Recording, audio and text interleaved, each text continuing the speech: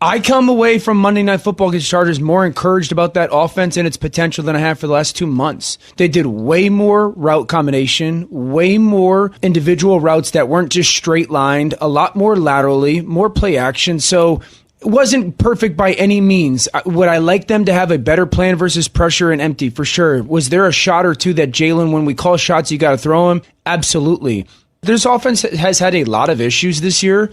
But I do sit there and say, if there's a couple things that they can clean up from Monday night, do I think that they can get back to that complementary piece that is needed to go on a run? I say yes.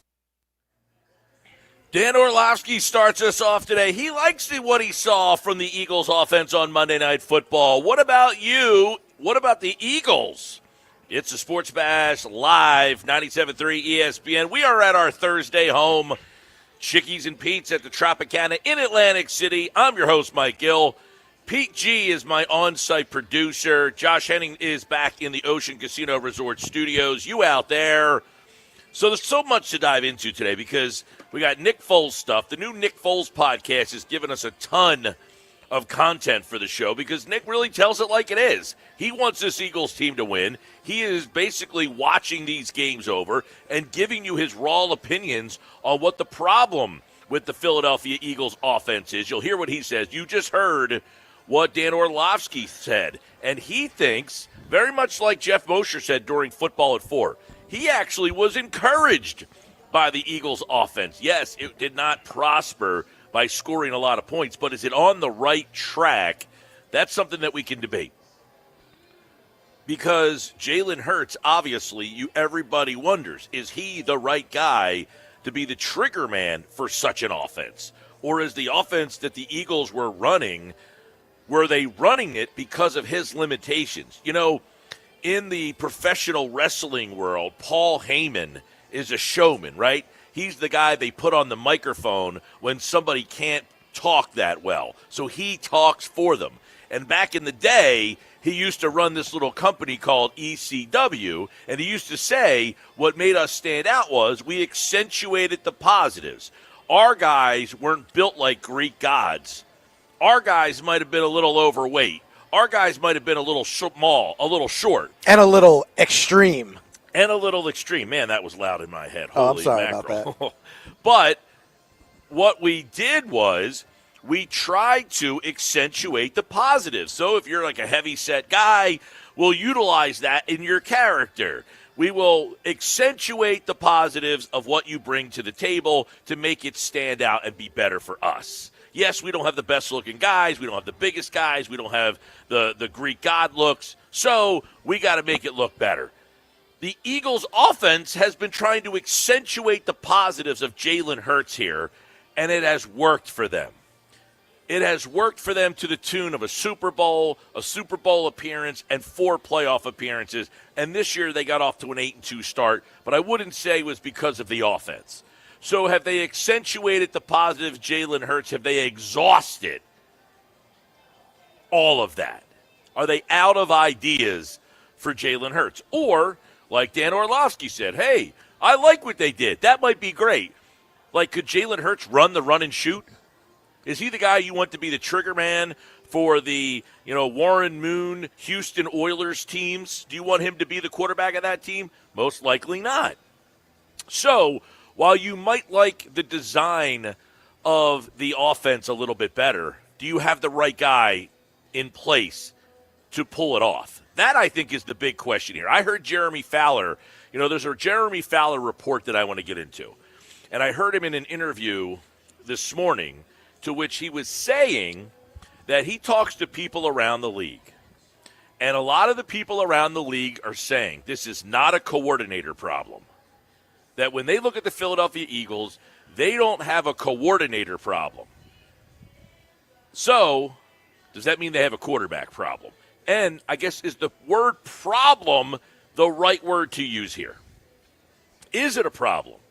They've won a lot. They've won a Super Bowl. They've already proven they've won a Super Bowl. So how could this be a problem? Is it a problem? What does everybody out there think? 609-403-0973. 609-403-0973. We start there with Dan Orlovsky says, hey, I like what the offense is, but Question is, do you have the right guy to run that offense? It might be a creative offense. Like, hey, I like the 49er offense, but could Jalen Hurts run the 49er offense? Hey, I like the Detroit Lions offense, but could Jalen Hurts run the Detroit Lions offense better than Jared Goff can? Hey, I like the Rams offense. Could Jalen Hurts run the Rams offense at the same level as Matthew Stafford can? I don't know. Are those fair questions? Yes, and is it a coincidence that they introduced new stuff and Jalen Hurts commits 5 turnovers? Is that just a coincidence that they put the game in Jalen's hands with introducing new stuff and he turns it over 5 times? I don't know. I think part of this is a little unfair because of the fact that I don't think Orlovsky was saying that he likes the offense. I think he said he was optimistic, is the wording he was using, about the direction they were going in after Monday Night Football. Do you think it's a coincidence, though, that Jalen had his worst game of his career? Yes and no, because on one hand, some of those turnovers weren't fully his fault. It's not his fault if A.J. Brown drops the ball. It's not his fault if the guy isn't running the right route. But at the same time, yes, some of the turnovers are his fault. And, so it's kind of like the chicken or the egg. Like, are we going to, what is more important here to you guys? Is it the guy executing or is it the guy putting the game plan together? Sorry, there was a guy asking me for my power cord for my laptop. I didn't hear anything you just said. I mean, no, you can't use my power cord. I'm sorry. I apologize. There's nothing better than being on location with Mike Gill or any of our shows on 97.3 and people come up and talk to you or do things like you're not on the radio. Well, it's better than normally when I'm here. I get asked where the bathroom is or that's coming. The escalator. That'll be about 20 minutes. Yeah. Anything like that. Stay tuned. It's only 2:08. That's the first time that's happened. Like, hey, can I use your laptop power cord? You know what? I would let him use it except for the fact that when I got here, my laptop was dead. Dying. It was already dead. So it's like at no power at this point right now. The answer, buddy, is sorry, you're out of luck. You are SOL in this instance. I actually have another one. It's not the same one that I don't know which one he needs. The guy walks up to me with a laptop. I don't even know what he was saying, and he's pointing at my power cord, and I'm like, no, I need this thing. I'd just be a Pete having a conversation while Mike Gill is troubleshooting other people's problems. Well, I said at the beginning, I thought what Orlovsky was saying was that he was kind of encouraged by the Eagles' offense, that it wasn't this, stale, basic offense that they've been running. Not that he liked the results, obviously, but that it was encouraging to see them trying something new. Right. Orlovsky's larger point was, from what I heard on Unsportsmanlike this morning, was that, basically he was saying that, he likes that they've gone in a direction to make things better. I don't think he was saying... Well, the question is... Then yes, the question is they've gone in a direction to try to make things better. The question I have is you could have Matt LaFleur come in here or Sean McVay come in here or Shanahan come in here and put their offense in. Is Jalen Hurts the right guy to run their offenses? That's what we've been saying kind of all years. Patullo and Sirianni, these guys are professional coaches. Of course they know that their route concepts are that of a high school team. Do they, right? though? Yes. Of course they do. But see, you're assuming that they do know it, but yet I agree with what Pete said. Of course they know. Because I agree with what Pete said. We're acting like Nick Sirianni is some doofus and has no idea. If you watch the Hard Knocks the other night, this guy's whole life is football. And this guy was actually, by the way, a very good wide receiver. I got to imagine a guy who is a very good wide receiver, has some creativity in the pass game. But see, I never say he didn't have creativity. I never say he was a doofus. I think what we're doing is that in this conversation we're falling into the trap that other people on other platforms do, which is we're extrapolating what somebody says and we're creating grandiose things. There's a difference between saying Nick Sirianni is a doofus and saying Nick Sirianni might not be doing a good enough job. See, this is what I go back to. I think he's like, Paul Heyman here. He's accentuating the positives, not because he wants to, because he has to. He came out his first year as the head coach. Nobody knew who this guy was. Nobody ever heard of him. And what does he do? He throws the ball 40 times a game. Right. He's saying, I want to come out and I want to do what I want to do. I want to throw it. And it didn't work because he didn't have the right guy. So he said, I can't do this. And not only can I not do it, I can't even call the plays because I want to throw the ball. So I'm going to let somebody else do it. And I got to strip this thing down because of who I have. But then the guy who he put in charge of play calling coached up the quarterback to being a runner-up for the MVP. That's fine. I mean, you need to have, like, I'm not sitting here accusing of Nick Sirianni for not being a quarterback whisperer. That's not what he's known to be. He was a wide receivers coach. That's what he was. He should be a guy. And by the way, his wide receivers are pretty darn good. He's got 2 good wide receivers here. I'm just more like, I think that they could have more creativity in the pass game. I feel like Sirianni is being Paul Heyman. I don't have a Greek goddess, so I can't be more creative in the pass game. I'd like to be, but I can't. So then he shows a little bit more creativity and a little bit more depth to his pass game this week, and what happened? It blew up in his face. Yeah. And then you have all this, there's more leaking of that Jeremy Fowler thing you mentioned, that the Eagles are going to take they want to take a quarterback early in the draft. Yeah. I don't know where that comes from, but I know that. Well, that comes from the history of the organization. Well, I'm saying that I don't think L.A. is going to take a quarterback high. They have Justin Herbert. I don't think Baltimore is going to take a quarterback high. They have Lamar Jackson. And Jalen Hurts has a better resume than both those guys. Yeah, that's an interesting, that comment doesn't come from, where does that comment come from? Right? Who gets that comment to Jeremy Fowler? Somebody who wants to get information out there. Right. Somebody who wants to get information out there. Somebody who wants either the quarterback to know that you're on blast now, right? Or you're on the notice. clock. Yeah. You're on notice, you're on blast, whatever term you want to use, phrase you want to use.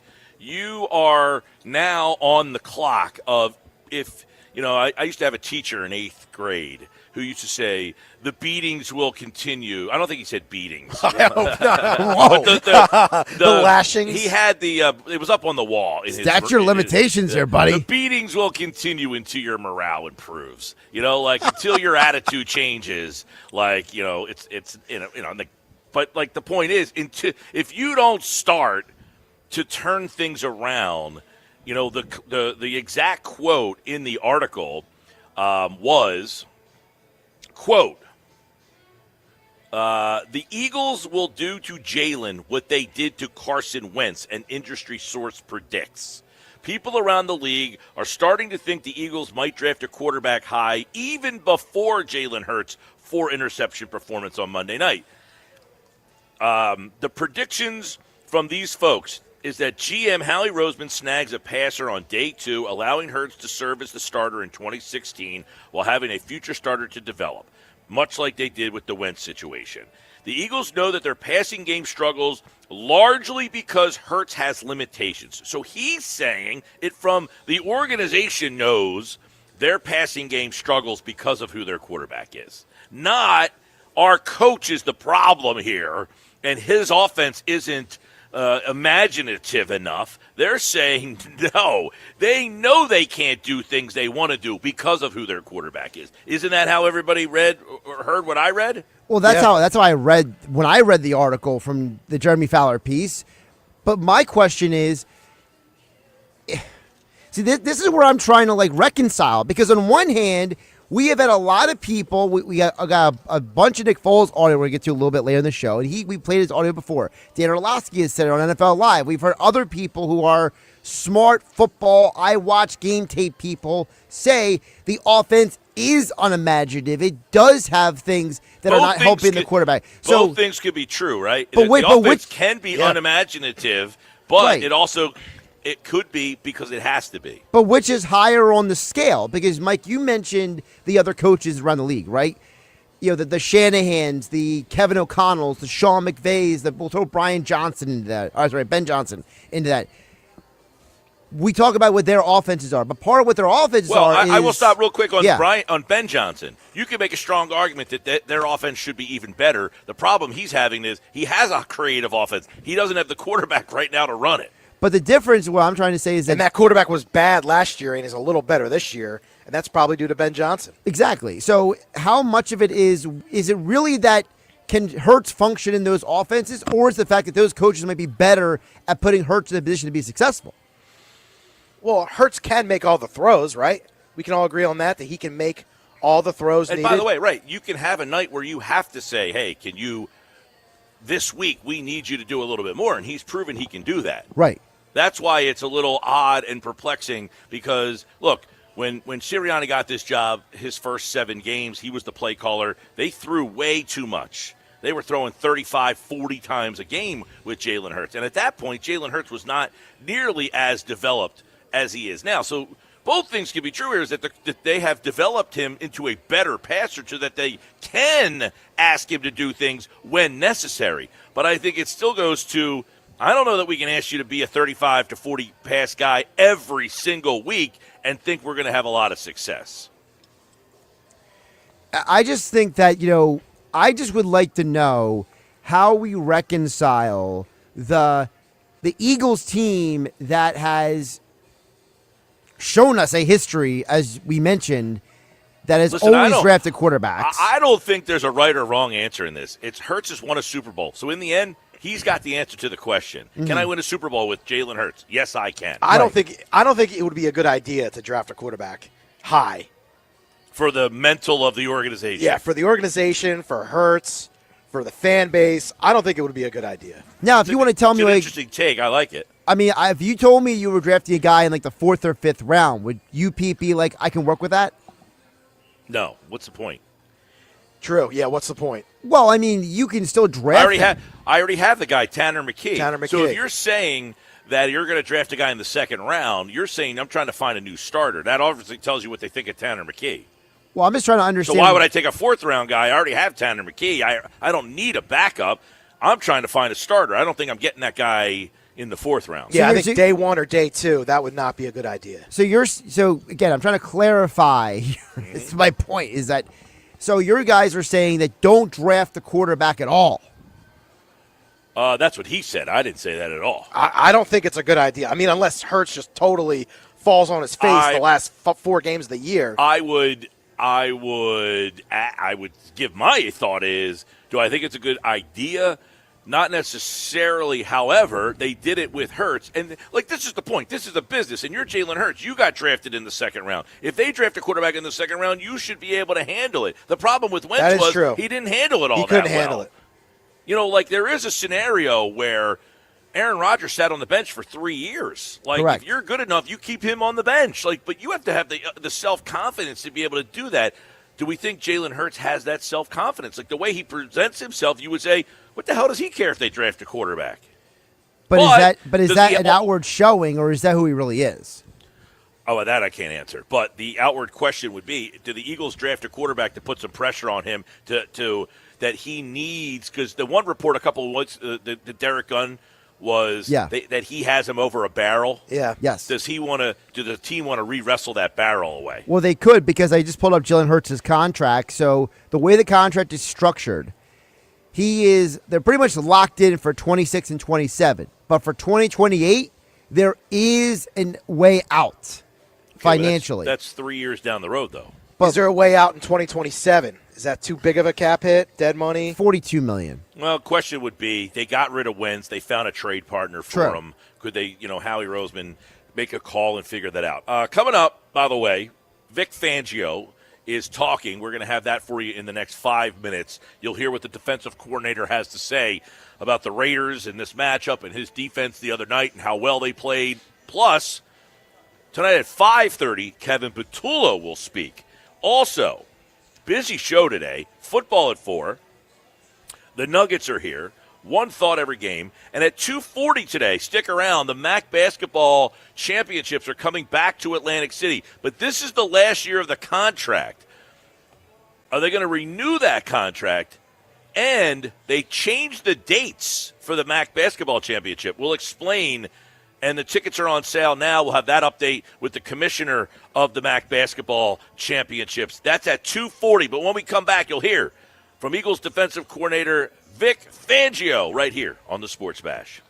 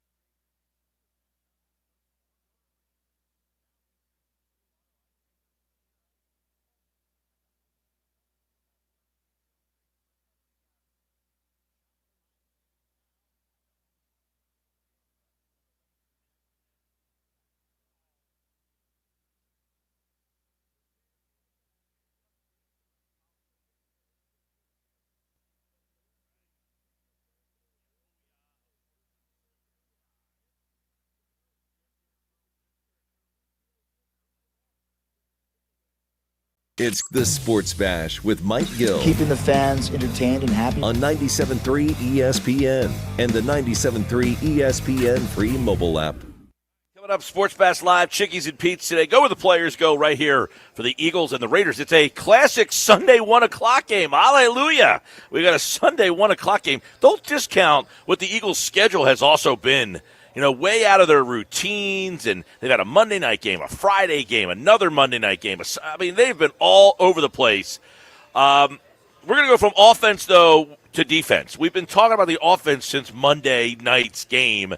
Tuesday, Wednesday, we have been all inundated on the problems with this offense. The defense, though, you know, Jeffrey Lurie, there's an article that was written that he was asked if he felt this feels like 2023. And he says, I don't, because he thinks they have a Super Bowl-level defense. And basically, he, you know, to sum it up real fast, is the way that Lurie, he says, he was asked, does this feel like 2023? He says, nothing like it. The absolute opposite. We have a Super Bowl defense and a great special teams. Our offense will get going. I'm not worried at all. That's over at The Athletic. Well, let's hear from the guy that runs the defense. This is Eagles defensive coordinator Vic Fangio speaking right now on the Sports Bash. Mark Steps hadn't played defense all year. What did you think of the way he played and how, you know, obviously he didn't seem to have any rust after being on IR. Yeah, I thought he went in there and did a nice job for us. Operated well within the scheme, made some good plays. Was very pleased. What about Byron Young? I mean, here's a guy replacing Jalen Carter as a sack and a half. I mean, what'd you like about him? Yeah, I thought BY had a good game too. You know, he answered the bell when we needed it, and we're going to continue to need to get that from him moving forward. What do you like about Nakobe Dean as a blitzer? He's been productive. He's got a good feel for it. I think all our backers do. And they've been productive, so. Does that, you've never been known as like a crazy blitzer, but so when you... previous, you know, not since you've known me, no, but there were years where it was a lot. So how much does that tilt you to do it when you have someone who can, has that type of ability to... Yeah, I mean, it's like anything. You want to do it when you feel it's necessary and not because you have to. And I feel confident that when we rush any of our ILBs, which we do, we mix it up, we got a chance. Aside from Jordan Davis's weight loss and better shape, has he improved technique-wise as a pass rusher? He definitely has, but those two things you mentioned play a big part of that. How important was it, Jalen Phillips' ability to move inside PG as well without Jalen Carter? Yeah, JP just moved inside in some couple rush, third down type stuff. But BG actually played defensive tackle in the game, probably the first time in his career when it was either or situations, not just rush. And, you know, because he helped pick up the slack of losing Jalen Carter and did a nice job. What did you like about him down there inside? Yeah, BG's the ultimate pro. He's got strength. He knows how to play blocks. I think he'll be better this week moving forward. Adoree Jackson's had some ups and downs this year. Obviously, you want everyone to be consistent. What do you make of his season? And obviously, when he's on, I mean, he's a really good player. Yeah, I thought he played well this past game. Made a really nice tackle on the wide out there where they tried to isolate on him.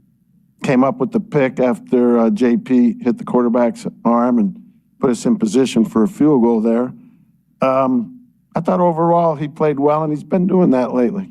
Quinion has been moving side to side this year, has a lot more on his plate, and has still turned in a good season. What's really impressed you about him this year?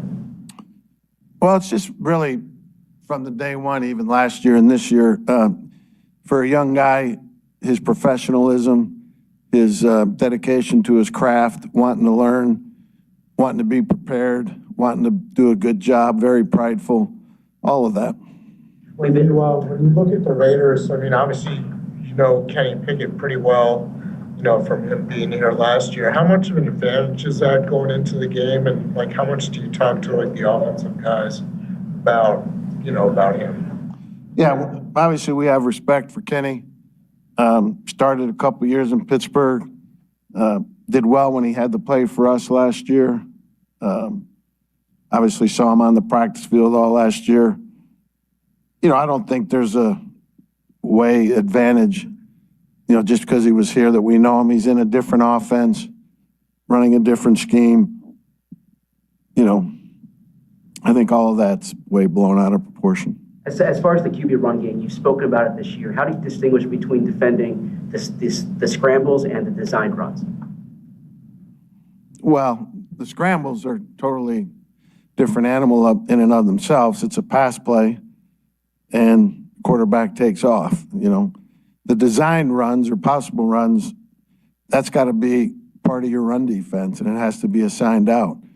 And we missed one of those last week in the overtime, I believe, and one in the fourth quarter that hurt us. Have you seen Jordan Davis take on more of a leadership role this year? And if so, what does that look like? Yeah, I think he has in his own way. You know, Jordan is really a fun guy to be around, good personality, likes being here, comes to work, enjoys work. Yeah, he has emerged as somewhat of a leader. He has. Vic, one more on Marcus Epps, if you don't mind. Just what did you see from him when he wasn't playing early in the year, and then while he was on IR? Same stuff, you know, that we've talked about. Good instincts, good experience. He's got a good knowledge of the game. Knows how to fit different plays that come up, whether it be in coverage or on the run versus the run game. You know, you can feel his experience, his instincts, and his knowledge when he's out there. What's your message to someone like Sidney, who obviously lost his job? Just stay ready. You know, you never know when you're back in there, obviously. We saw how fast it happened a few weeks ago, so he's got to be ready to go. Yeah, a couple more. A good pass rusher, good against the runs, made some plays in coverage. In your experience, is it rare for a player to become complete like that when he's coming from a small school and so early in his career?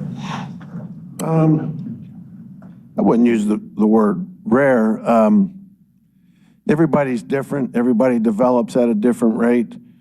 I think Wash has done a good job coaching him. We've always liked his ability, always thought he could be a good player. He still has some growing pains, you know, as a young player, but we like where he's at and where he's headed. You have a player like that who is relatively raw coming into the league. How do you temper the expectations, or do you temper the expectations for a player like that? I think it all depends on the person's personality. And in Jalen's case, he has a lot of confidence. So you have to temper him a little bit rather than lift him up. What's changed as far as the pass rush production during this past month? Because earlier in the season, you had these questions about the lack of sacks. These past few weeks, obviously, they're coming quite a bit. Yeah, I think we just we've improved our rush. You know, bringing JP in has helped, obviously. As we alluded to earlier, Jordan's improved. We're getting into some more third and longer stuff. You know, some of the games where our third down numbers weren't good, it was because we had a lot of third and shorts. You know, so I just think it's a little bit of everything, not one thing. What kind of luxury is it to have Cooper inside against a great route runner and kind of have that ability to match up with that? Yeah, it's real important. That's why we like to keep him in there. You know, obviously when we're in base, he plays corner, you know, so that tells you we think he's one of our two best corners. And in nickel, we put him at the nickel spot because he plays that very, very well, and it's an important position. Right. There you go, Vic Fangio. A couple key things real quick. Keep him in the slot because we like him there. One of the best slots. You heard that right at the end about Cooper DeJean. The other one, How about Brandon Graham? Looks like he could be getting some more time at defensive tackle, and he thinks he'll get better there moving forward. And he said he doesn't want to blitz. He says we do it when needed, not because we have to. A couple highlights there from Vic Fangio and his defense. We'll hear from the offensive coordinator, Kevin Patullo, tonight at 5:30. When we come back, the MAC is back in Atlantic City, but for how long? That's next. This is the Sports Bash on 97.3 ESPN. It's Sixers Pacers. Tomorrow night on 97.3 ESPN with the voice of the Sixers, Tom McKay, calling all the exciting play-by-play action. Sixers ball, Maxey and McCain. Now Jared for three, and he bangs it in. Jared McCain from deep. It's Sixers basketball. Tomorrow night, coverage begins at 7 p.m. It's Sixers basketball all season long. Are you kidding me? On South Jersey's radio home for Philadelphia 76ers basketball. 97.3 ESPN.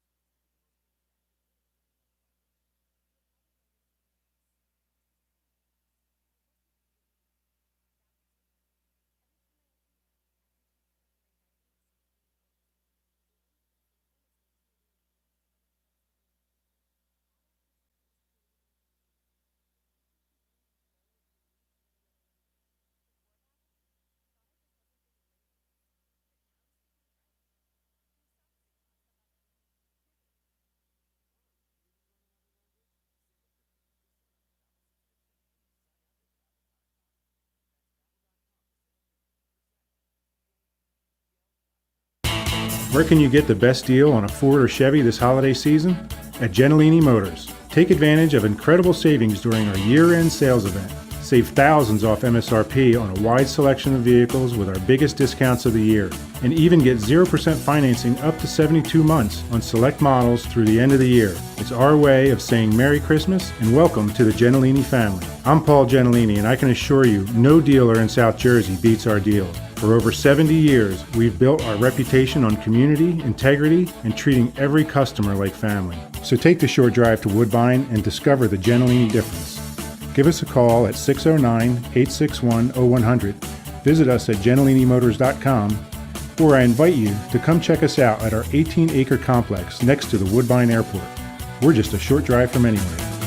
Just a short drive from anywhere. Gentilini Family Motors.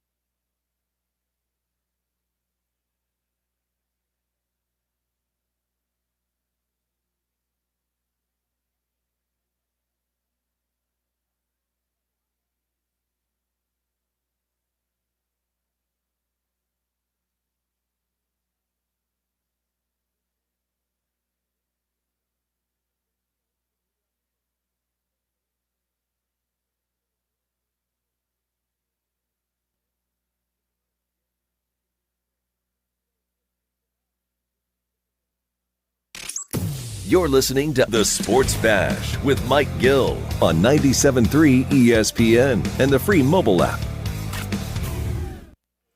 All right, 242 Sports Bash Live, 97.3 ESPN. Coming up at 5:30, you'll hear from Kevin Patullo. That was Vic Fangio right there.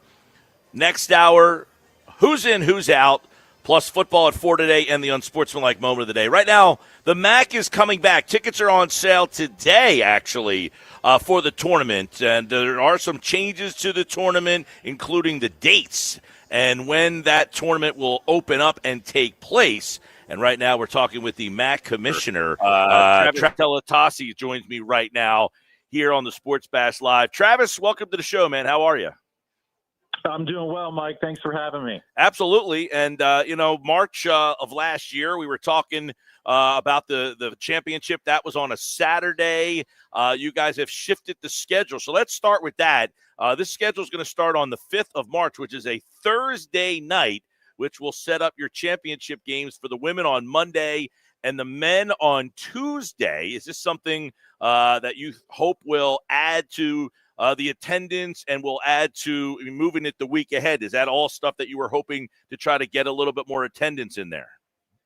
Yeah, we're really excited about it. As you mentioned, the last few years we've been on that Saturday night, which obviously Saturday is a good day for fans. The problem is that we were getting lost amongst the other basketball championships. We were directly going up against 13 other men's championship games and obviously the Big East and the SEC and the ACC. So a lot of competition on that date. Traditionally, we've been the week before and we've been able to accomplish moving back to that. So we're really excited that for the fans, the majority of our tournament will fall over the weekend. So as you mentioned, starting on Thursday, March 5th, and then continuing through the semifinals to Sunday, the March 8th, and then really unique this year of having our women's championship game on Monday night as a standalone event, and then really highlighted by our men's championship game on Tuesday night on national television on ESPN, ESPN2. That's the other thing that the move has allowed us to move off of ESPNU to prime time and ESPN or ESPN2, which will give us obviously a lot more exposure. Yeah, I think it's a great move for a couple of reasons. And one of them is, you start on a Tuesday, Wednesday, you got, students that they really can't travel here. So you got a majority of the teams in the tournament, 20 of them between the men and the women, and a lot of them are eliminated by the time the weekend gets here. So anybody who had any intention of coming really can't. Now you'll have 20 different teams here for Thursday, Friday, Saturday, most likely. Absolutely. And being in a destination like Atlantic City, I think that will help entice people to come down, spend the weekend, and hopefully if their team is successful, that they'll stay for those championship games. The other thing that we ran into as well is ending on Saturday night at 9 o'clock and having the selection show on Sunday at 6 o'clock. We had less than 24 hours to promote both our men's and women's champions. So this now gives us the opportunity to end on that Tuesday and have almost a week to promote those champions on local and regional television opportunities, through the interviews, on national opportunities as well. So I think it's a win-win all around, and our membership's really excited to see what this looks like over a weekend in Atlantic City, because we've not had that opportunity since we've been there. Yeah, this will be the 7th season in Atlantic City. The tickets go on sale today, Ticketmaster or maxsports.com/basketball. And you mentioned the time was kind of given to you guys by television. I assume that late night Saturday is really tough. I thought the one year, I think it was when St. Peter's actually won, might have been the year before you came on board, was a 3 o'clock in the afternoon, that men's game. And that place was a good crowd right in the middle of the afternoon. Now on a Tuesday night to get the championship game solo like that, you at least get it at a better time, 7 o'clock like that, and you get a chance to get people there. But as you mentioned, it should keep people in through the weekend and help the attendance, which was around like 17 to 20,000, I think, for the whole thing. But ultimately, this is the last year, right? Does the attendance and all that stuff kind of factor in? Is Atlantic City kind of at the top of your list? Where are you with that in the future here? Yeah, and to your point, a lot of that TV window the window is dictated by TV, so that's how we end up with the Tuesday night. I think we're good in the sense that we'll have a lot more exposure standing alone. But to your question about the future, yes, this is our last year in Atlantic City. We have spent the better part of the year going through the process of just really trying to be thorough and evaluating what the future looks like for the basketball championship. Atlantic City's been a great partner for us. You mentioned we've been there for 7 years now and have had a really good relationship, but we did want to look and go through the process. We have gathered feedback from our coaches at their meeting in June.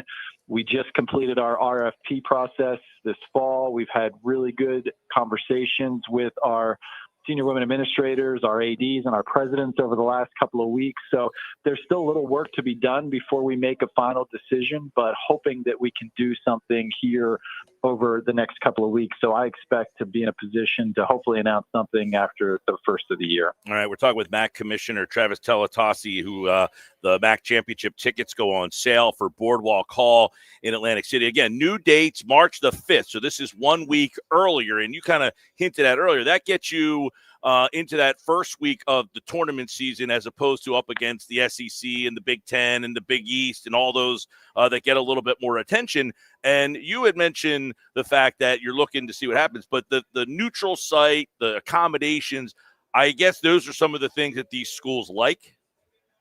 Absolutely. And to your earlier question, about attendance, obviously attendance is a major component of this, but it's not the only component. There's a lot of different things that we look at when we're trying to make this decision. Number one is the venue. Where's the proximity to our member institutions? First of all, the availability. As you know, getting venues is not easy. So that's the big piece of it. I think the experience is huge. Yep. And student athletes spend more time at the hotel than they do at the venue. So having good hotel partners, if we've been fortunate in Atlantic City to have with the Hard Rock, with Ocean, with Bally's for our band and spirit squads, that's a big part of it as well. So it's got to be something that the fans will want to go to from an experience standpoint, and we want to make sure that our student athletes have a great experience as well. So that's a big component of it. Well, the tournament is back again, March the 5th to the 10th at Boardwalk Hall. Is that the dates that will be moving forward as well, or is that just this particular season, or you don't know that yet? So we are locked into that Tuesday for a number of years now. We have, as I said, made that a priority as part of this process that we want to be that week earlier. So I would expect those dates to stay put here for the majority of the next few years. But, again, we're excited to see what this looks like this year, going through it for the first time. And being on the weekend is, we also fall during the St. Patrick's Day Parade in Atlantic City. So there's going to be some other things going on that we're going to try to take advantage of this year as well. Good stuff. Well, I like the move. I'm very intrigued to see how that kind of gets an infusion. I've said all along, if you can get those teams here on the weekend, that should really help you get, most of your teams are done in the past. By the time the weekend gets here, you're only down to 4 teams, and that hits a big bunch of people. So people out there, you can get your tickets now. Again, Ticketmaster.com, MacSports.com/basketball. I know it seems like it's a ways away, but once the holiday season gets here, it'll be March 5th before we know it. Commish, we appreciate you taking a couple moments today. It was good to catch up with you. I appreciate the time, and to your point, it is going to fly by. So, again, I think being on Tuesday night and Monday, hoping the local community comes out as well and goes to those championship games, I think it'll be a good show. It's always a good time. We always look forward to it. Thanks, Travis. Thanks, Mike. Appreciate it. That is MAC Commissioner Travis Talatasi here on the Sports Bash Live. So there you go. The tickets are on sale for the MAC, but as we kind of wanted to share with everybody, the tournament this year is on March 5th through the 10th, which is actually a week earlier than it normally is. Normally you're on that week with the Big East and the Big Ten and the Big 12 and the SEC, and the MAC gets lost in the sauce a little bit. Now it'll be, when like the Sun Belt and the other MAC, those level of championships. This is a mid-major tournament, so now they will be in the other mid-major week there, which is, I think, an advantage. But I really have said all along, I think if they can get, 10 teams make it from the men, 10 teams make it from the women. So that's 20 teams that will be here. Now, a lot of those schools are going to be duplicitous. However, you will get the fan bases of those 20 teams here for Thursday, Friday, Saturday. You're still going to have a majority of the teams in the city still. Whereas before, the tournament would start on Tuesday, Wednesday, and by Thursday, most of those teams are already packed up and back home. So it should be an opportunity for the fans to say, hey, let's go to Atlantic City for the weekend and come hang out. We'll go to the games. We'll go to the casinos. We'll go to the restaurants. We'll go listen to the Sports Bash. Isn't that a good idea, Pete? Maybe come to Chickies and Pete's. That's right. Get We're some right crab here fries. at Chickies and Pete's in Atlantic City. The Sports Bash Live 97.3 And also ESPN. what he said, game's going to be on ESPN. That's major. That is a big one because, yes, in the past he said it was ESPNU, and this gets them off of the U and onto the major channel, the regular ESPN, because it's on a Tuesday night. There's not a lot of other games happening. You know, before you're up against the Big East, you're up against the SEC, you're up against the Big 12, you're up against the ACC. They're not putting the MAC basketball championship game, no offense to them, up against those. ACC gets ESPN, Big 12 they've get. I think the Big 12 is on Fox. Maybe. But yeah, there is no spot for you. Now there is. So I think it's a smart move. It's a great move, and I hope, because I go to the championship. I've probably been to almost every single one. I know, Josh, you go a lot to almost, a lot of games during the week too. The attendance has not been great. There's no sugarcoating. The attendance has not been great. But this could help, I think, get people from out of town to come, and it should open things up for, as he said, the locals on Thursday, Friday now. They're say Saturday, Sunday, and say, okay, listen, there's games here all weekend. Yeah, and I think it also goes back to what you guys talked about before, which is the idea that now you're allowing more of the schools to be in town longer, and that's going to help, with the vibe of the whole city. All right, well, good catching up with Commissioner Teletasi, and the tickets are on sale now. We'll also be giving away tickets for the event as well. Can't wait for this year's event. And another thing is, it's a week earlier, which means I can probably, before we head down to spring training, Pete, I'm always kind of jammed up right there because that tournament is ends on that Saturday, and I usually leave to go to Clearwater on that Monday or Tuesday. This will give me a little breathing room there, get out of the house a little bit more earlier in that week, go see some more games. But I was at the championship. I actually called the championship the last 2 years on radio. Got to see that St. Peter's team that made that deep run. Iona with Rick Pitino. Always great stories. All right, when we come back, you'll hear what Nick Foles has had to say. He broke down this tape. What does he think about this offense? And it might not be the games that's the problem. You'll hear that coming up next. He scored! It's Flyers Golden Knights tonight on 97.3 ESPN and the 97.3 ESPN free mobile app. Listen as Tim Saunders and Todd Fedork bring you all the exciting play-by-play action. Oh, a save again by Vladar. This guy is unconscious. It's Philadelphia Flyers hockey tonight. Coverage begins at 7 p.m. on South Jersey's radio home for Philadelphia Flyers hockey. 97.3 ESPN. Backhand shot. He scores!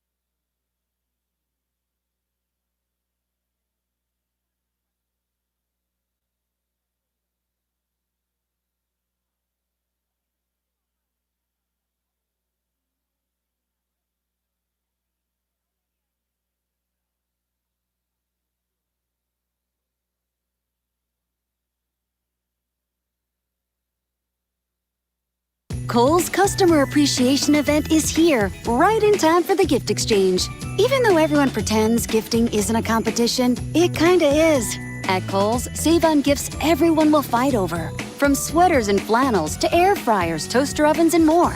Because deep down, the gift exchange isn't just about giving. It's also about winning. Shop Kohl's and save on top gifts now. Select styles, some exclusions apply. Offers end December 14th. See store or Kohl's.com for details.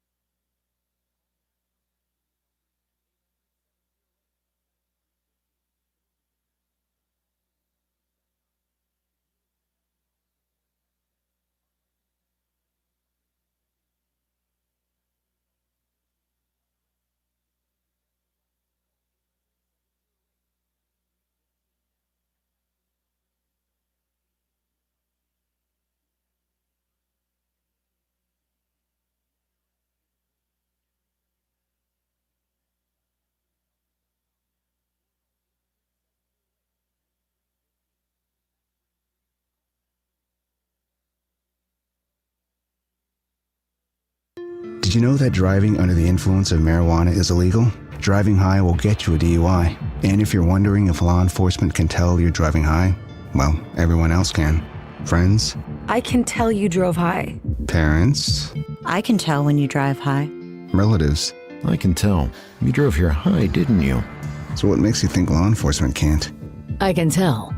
If you feel different, you drive different. Drive high, get a DUI. Paid for by NHTSA.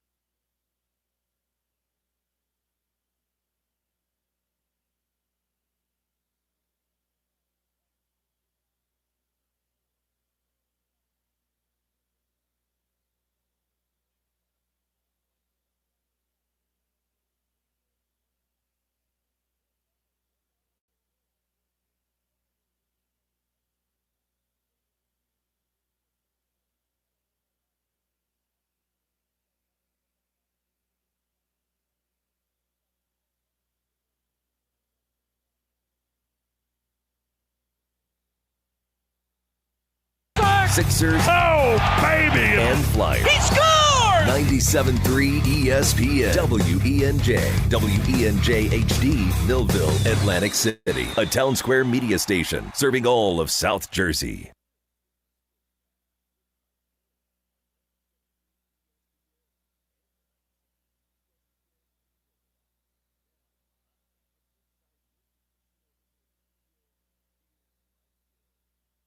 When I heard that someone asked Nick Sirianni about Jalen Hurts, I said, okay, this is one of the dumbest days in covering sports that I at least have been a part of this job.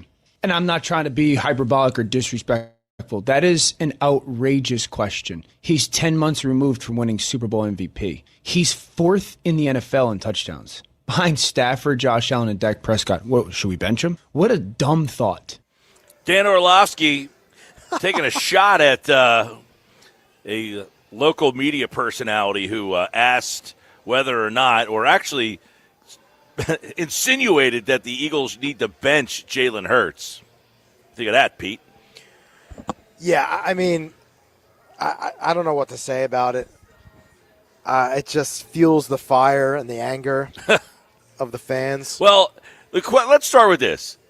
Is it even a fair question? Should the Eagles even be under consideration of, hey, we got a problem at quarterback and that's our biggest problem, and we got to make it a move there. Is Absolutely not. Is that even in the top 5 things of your issues? No. Yes. Top 5, yes. Wow, The you quarterback? said yes. Yeah. I say no.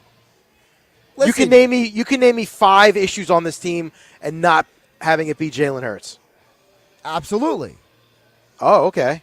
Because I'd like to hear those. Well, I would. Yeah. I mean, I don't know that I'm. Give me 3. I don't know that I'm emphatic like that. I can name 5. I mean, he's on the list. There's no question that he's not playing. Well, when he his turns the best ball football. over 5 times, of course he's got to be on the list. That's 5 times in one game. It's not Exactly. 5 times every week. Okay, since the bye though, he's been very bad. I would say in the last 4 to 5 weeks, he has crept into that. But the big picture is the last 4 or 5 games, like he's in a slump, or is this becoming who he is? I think that's what the organization has to try to nail down. Yeah, because my thing is there's a whole long list of quarterbacks who have had 4 or 5 interceptions, turnovers in games. And there's a bunch of those guys who are in the Hall of Fame, and nobody was calling for them to be benched. I saw a text message here earlier from somebody. He said, I did a quick Google search of people who have 4 interceptions in a game, and the names that came up are Eli and Peyton Manning, Brett Favre, Tom Brady, Russell Wilson. You know, he's saying, I'm not saying that he's Brady or Manning, but the amount of talk about Hurts and benching him and drafting a quarterback is getting insane. Like, that's the question, is it getting insane? Like I would say yesterday, to even suggest that Tanner McKee is an option in this situation, that's insanity. Right, that's laughable. I think McKee can do things that Jalen Hurts can't, right? And I think Jalen can do things that Tanner McKee can't. Can he do things? We have no idea. We saw Tanner McKee play for 1 game. Yeah, one game and one he's drive. an unknown. He's an unknown for sure. I was at that game, by the way, and I remember that day very vividly. And I just kept saying, they're running the same play over and over again. The whole first half was 3 plays. The whole first half, they threw the ball to Dallas Goedert on a tight end drag, and it was wide open. There's like 10 bootlegs all in the same direction in the game. They ran it the whole first half. And then in the second half, when the Giants were like, all right, you're not running that play anymore, McKee really struggled. And one of the things McKee is, he's not very mobile, so you're not getting him taken off. He better be pinpoint accurate with the football, and I don't know that he's that level of thrower. I mean, we're just assuming that Tanner McKee, a guy that, by the way, when you have a good quarterback and he's the backup, what happens? Well, that's the point of no return, right? I mean, if you do that. Yeah, but what happens in this league when you have a good quarterback on your bench? Other teams call and they say, hey, we'll take that guy from you. There wasn't any reporting that he had any interest from him, and that's with all these quarterback-starved teams that have Eagles ties. The Colts, they didn't know Daniel Jones was going to be anything. They could have said, hey, we'll go get what about Tanner the McKee. Saints? I was going to say, you got Kellen Moore was here. They had Tyler Shook and Spencer Rattler. You don't think that Kellen Moore would have said, hey, there's a guy in Philadelphia that I think I can go and get something out of. They didn't make a call for him. So let's not act like the Eagles have got the next guy sitting on their bench, just sitting here, and people are like, why are they so obtuse not to use this guy? Right. Well, I think that brings us to a quarterback that I think everybody agrees is... He's the backup quarterbacks of backup quarterbacks. He's the Tanner McKee to the Carson Wentz. Don't you think when you see these commercials where they have the backup quarterback and they I can't change my light bulb, and they tap the backup quarterback in, don't you think that every one of those commercials has to be Nick Foles? It should be. Like, that should be his thing. And he's that's the what guy. happened. I mean, Wentz was benched for Nick Foles. I mean, that's true. That happened. Well, Wentz was hurt. Wentz and was then hurt. We have all that other stuff, but Foles was the guy. Wentz was benched. Foles walked into an impossible situation and elevated a team to a championship. I think that's the better description of it. But to that point, yes, we have been playing, as Mike Gill mentioned in the previous weeks, the season podcast where Nick Foles has basically made a habit now where him and his co-host Evan Moore pretty much break down every Eagles game. Foles has been very vocal about the fact that the Eagles have problems on offense. And here's where we're going to start, guys. He said, he spent the first 5 minutes of the podcast talking about how he had to rewatch the game 3 times because he couldn't believe what he was seeing at first. And he got to the point where he said, I had to take a walk with my wife to get away from this video footage. And wasn't even sure if I should even say this. This is where Nick Foles starts, where he says, the latest issue with the Eagles offense is? So a summary of like all the plays. I don't really see an offense. I see just plays. I don't see like a cohesive scheme. I see that I think they hear a lot of what everyone's talking about. Hey, like under center, you're doing good. We need more play action. Hey, we need to run the ball at Saquon. I see like them trying to do that, motions every play. A lot of times I'm like, why did they do that? It's just a cross motion and the defense isn't even talking. They just bump out. Like they're trying to do the things that people are saying, but they're not with the purpose. So this is something that I've been saying a lot. They have no purpose to their offense. I've been talking about this for weeks. They just run plays. There's no rhythm. There's no rhyme. There's no setting anything up. And we talked about this the other day. This is like when there's too much. They're processing too much information. Well, we're struggling at this. Try this. We're struggling at that. Try that. It's information overload. Right. But the one thing, as Foles said, I said this weeks ago, is they have no purpose to their offense. They don't set anything up. Okay, if I'm going to run the ball, I'm going to run the ball, and I'm going to run the ball again. And even if it's not working, I'm going to stick with it. And then eventually I'm going to set you up. Even if it's not working, I'm just going to keep trying and trying and trying if the game's close enough, if the game calls for it. And that's when I'm going to hit you over the top. So I have to stay patient. It is like a staring contest a lot of times, play calling. It's can I outstare you, and then I can lull you into believing I'm going to try and try and try and try until I decide, bang, this is the time I'm going to get you. There is no purpose they don't set anything up. That's the one problem I have with Patullo. You know, we talk about Paul Heyman in the beginning of the show. Accentuate the positives, ECW, right? He didn't have the superstars. He didn't have the Greek goddess bodies. He didn't have the greatest eyes. So he accentuated their positives. This is the same situation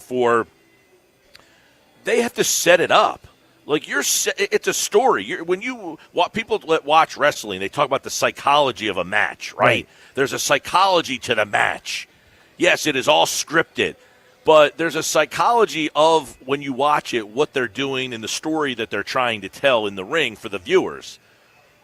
That story is never told by Kevin Patullo. He has no story to tell okay, we're going after this defensive end because he's the weak spot. And they keep stopping us, and they keep stopping us, and they keep stopping us. And I don't get it because this end, we have him on tape that he's not very good, but he's playing really well today. But we're going to keep going after him because we know that's the weak spot until we're ready to, bang, lull you to sleep and take a shot at the next weak guy. Number 2 on our list of weak spots. There is no rhyme, reason, or purpose in there. There's just no rhythm to this offense. That's the one problem I have where the coordinator does come into play. And I think that's where, by the way, Foles has been critical of that for a couple months now. But Nick Foles went on to say there's a deeper issue with the Philadelphia Eagles offense than just the play calling. Their biggest issue is fundamentals. And you're like, wait, what? I don't see, and what I mean about fundamentals, I'm watching the game. Timing and rhythm off. Mm-hmm. The big plays are happening on scrambles or late adjustments where it's a slant route and A.J. Brown goes like a slant go, drops the ball. Jalen finds him, throws a good ball. There was drops. So fundamentals, we're dropping too many passes with our big receivers. Like they got to make those plays. They know that too.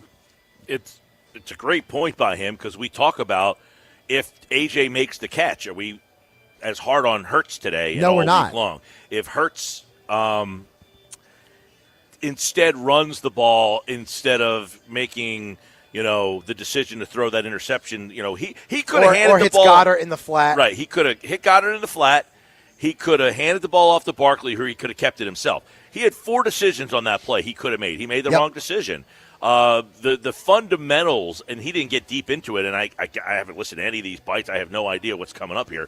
But my point is I have to imagine the fundamentals, either he's lumping in the offensive line's lack of fundamentals in why they're struggling, or that wasn't included in that because their fundamentals are part of the problem here. You got a touchdown called back because of holding. You got all sorts of problems in the run game because your fundamentals in the up front are not what they need to be. Well, part of the next part of this about the fundamentals point about Mike is he goes back, Nick Foles, to 2017 again and uses that as an example of what can be done versus what is being done right now. That year in 2017, my footwork, my fundamentals took the greatest leap in my entire career because of flip approaching practice every day. And what happens when you do that is when you get to a game and you constantly work this, you drop back to the level of your training in games. That's why I'm saying this. Everyone else is going to talk scheme, play calls, quarterback play. Those are like easy little things. Like, let's detail this up. Fundamentals are boring.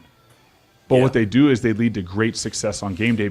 Love it, because we heard about Carson Wentz. That 2017, he said flip. I'm imagining he's talking about DiFilippo. Yep. And we heard so much that year about how hard he was on Wentz and by proxy Foles, and that the next year when DiFilippo was gone, that they lost Wentz that structure. Didn't get coached as hard. And you wonder where along the line here that Hurts isn't getting coached as hard, maybe somewhere. Are we going to find out like who the guy was that really coached him hard and that guy's not here anymore? Like, that might be something that comes out, because if you heard, Jeremy Fowler he did an interview this morning up in Philly.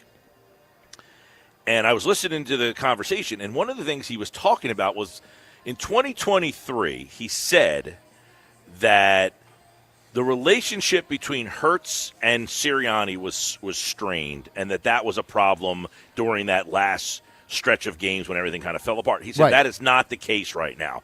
Their relationship is fine. They smoothed that all over, and that's not the case. But at that time, Patullo was kind of like the go-between, right? He was like the buffer.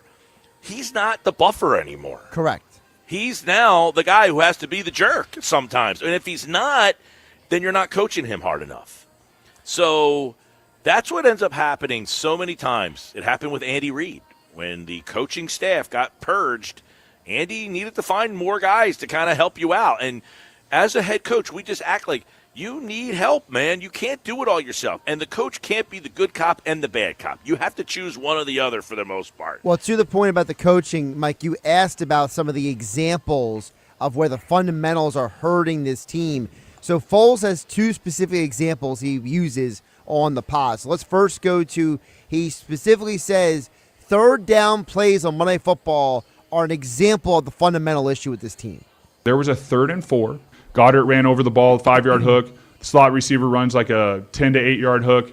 Number 1 was a running back that motioned out. Can you just let everyone understand, too, like you obviously played in different offenses over the course of your career, but you know this offense. I know this offense. You're familiar with it because you're familiar with Frank Reich. This is Frank Reich's offense. Okay. People need to understand that. Yes, though. I know this offense. Okay. Yes. So the read on this play, I watched Jalen's eyes, and they sort of like go a little bit, and then he scrambles. If he goes through his progression, the corner's about 10 to 12 yards off. When the ball snapped, what happens when your eyes go inside, he sort of fades a little bit more. He's about 12, 14. Your progression takes you out to the running back who runs about a 3-yard, 4-yard route. He's at the first down marker. You just rip it out there. It's a first down. They did not get the first down on this because we didn't go through the progression. And those are things that are easy plays, first-day installs. Yeah, he is. And, we talk about, number one, I think the one, I don't want to say revelation, but we keep saying this is Nick's offense, and he's saying it's Frank's offense. Right. He said that multiple times in recent weeks on the pod. Right, because Nick was the offensive coordinator for Frank. Correct. When Frank was the head coach in Indianapolis, and by the way, Nick Patullo was there with them, too. Yeah, Nick was the offensive coordinator, but Frank Reich was the play caller. Nick was not. Correct. So we keep saying that this is Nick's offense, and there's Nick Foles saying, nah, it's actually Frank Reich's offense. Right. And by the way, Nick would know because he's played for Frank 2 different places in his career. And that's true, but we've heard this season that it could actually be Jalen's offense. Well, I don't know that he designed the offense. I think he's picking the plays out of the offense that he likes. It's his preferred offense. Yes. Well, still, it's still an interesting point for him to explain that, look, as someone who knows the offense, this is where the quarterback messed up. This is where the coach messed up. This is where the whole system, it's, Jason Kelsey, it's the whole team kind of situation. It's like Nick Foles is pointing to, look at all these areas where the Frank Reich system, you're supposed to be doing this, and they're not doing it. Yeah, I mean, listen, I definitely think that there is blame to go around to everybody here, and Hurts right now in these last 5 games, he's on that list, and it's you hear a guy like Nick Foles breaking this down, and he's saying what some of the problems are. He said the fundamentals. You make the throw, your guy drops it. You need all these things to go in concert for all of our conversations to kind of dissipate.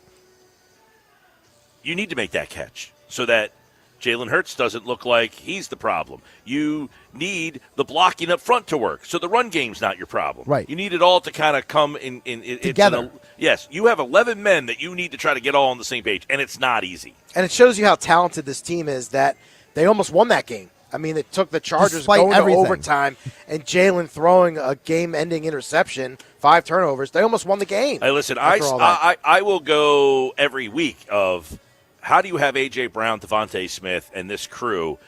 Those 2 receivers are really, really, really, really good. Okay, they have really good wide receivers. How do you have those 2 wide receivers and struggle this much? Like, at any point, you should be able to say, listen, we can't – this week is our week. We're just going to say, look, you got to cover our guys because we don't think you can. Well, it's funny you mentioned the receivers, Mike, because I think that's the other point that Foles brings very interesting, his diagnosis of some of the fundamental issues that are wrong with his team. He points to the men who are on the other side of the quarterback's throws. A lot of the routes I see are routes on paper. They look like the playbook, and that's not you're not going to have great success. It's way too easy for the defense. And we talked about Zach Ertz. I don't see Zach Ertz routes out there. I see guys running plays, running routes. If they know they're not getting it, they're just running. They're not running to win the routes. They're not changing the leverage. They're not setting up routes. A lot of them are the perimeter stop routes or like a broken play, throw it deep, or just launch a post down there. I don't see a lot of routes ran at the intermediate level to win based on coming back down your stem, getting friendly to give Jalen a throw. That's a very good one because the question is why. Are they because they don't have them, or he's saying to give Jalen the throw? There's been a lot of conversation about whether Jalen wants to throw the ball over the middle, and we saw last week when he threw the ball over the middle, that didn't go so well. So do they just not put a lot of those routes in for him, or does he pick these plays specifically because he doesn't want to throw the ball? That's the whole chicken and the egg one here. It's also the fact that he says these receivers are not running the route to win the route.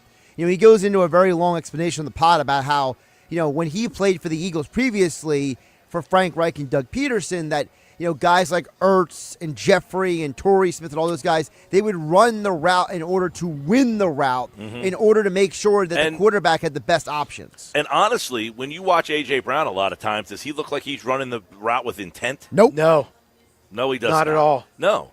But this is the perplexing part about it. Like the throw he makes to Devontae Smith on 3rd down and 18, whatever it was, he rips that ball in there. By the way, Foles said that's the best throw he's ever seen Jalen make. He ripped it. And it's right where it needs to be, right on the money. Decisive. And it's down the middle of the field, right? There's so many times. Now Jalen had to make that throw, too, because it was overtime, game was on the line. Yeah, but you know what? Does he make that throw in the first quarter? I was just about to say there's so many times, but there's not. That's the problem. But when he does it, he throws that little slant or he throws that little inside. He did it when what game was that? When A.J. Brown, it was against the Giants, when A.J. Brown didn't play and it was just Devontae out there. Oh, yeah. And him and Devontae were hitting little inside slants, little inside routes. That was Devontae's career game. It was his career high, I think. And a lot of those were just little timing, bang. Yep. So, it's like, well, where's that play? Where's that play more often?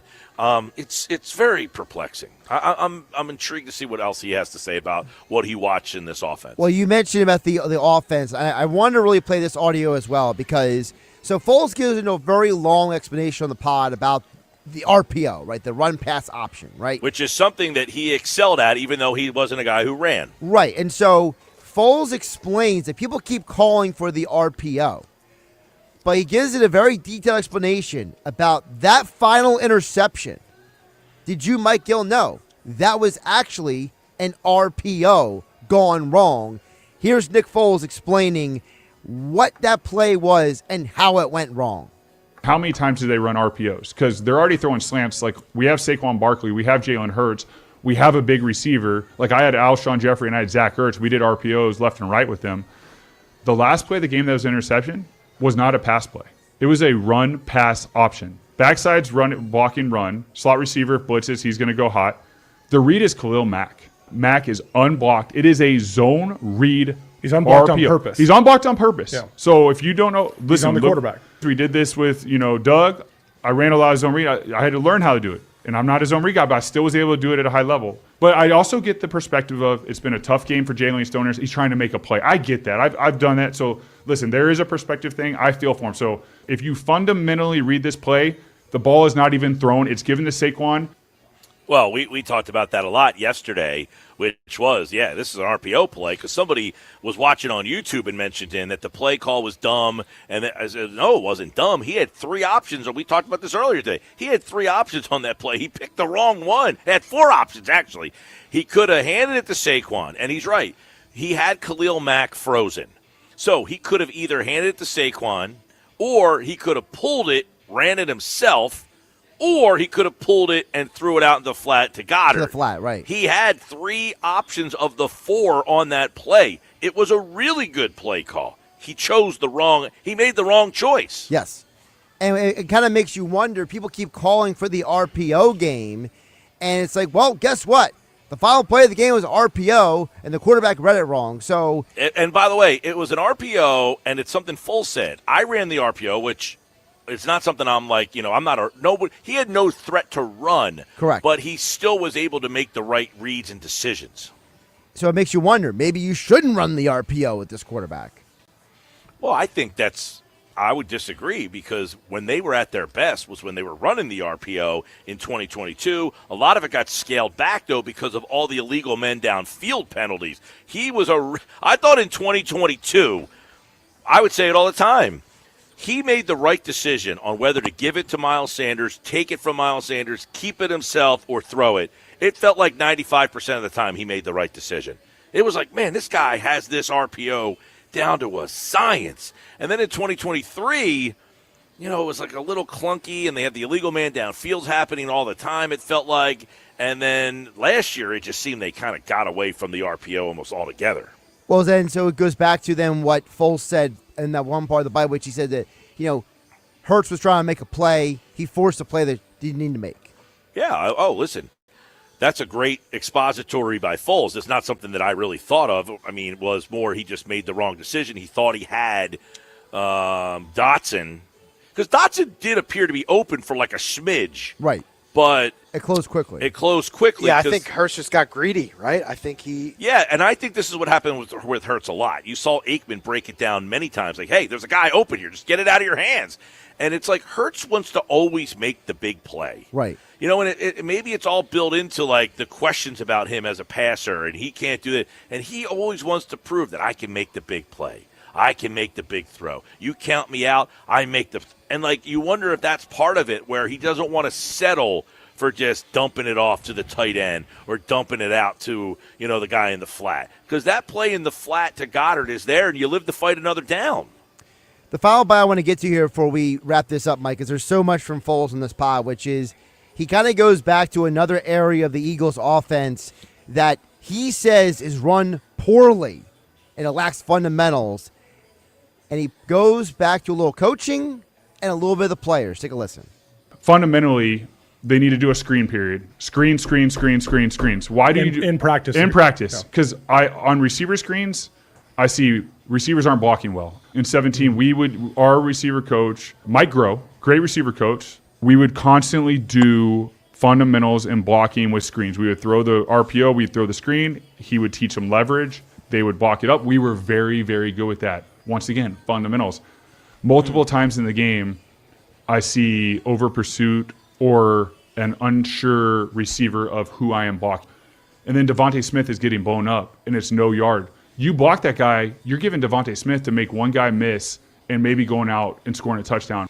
This is he's absolutely right. We talk about why not Shipley a little bit more in the screen game, dump it off to Shipley, let him. But this makes you go back to, like, the little things that you don't really think of, like Johnny Wilson getting hurt. Yep. And he's what?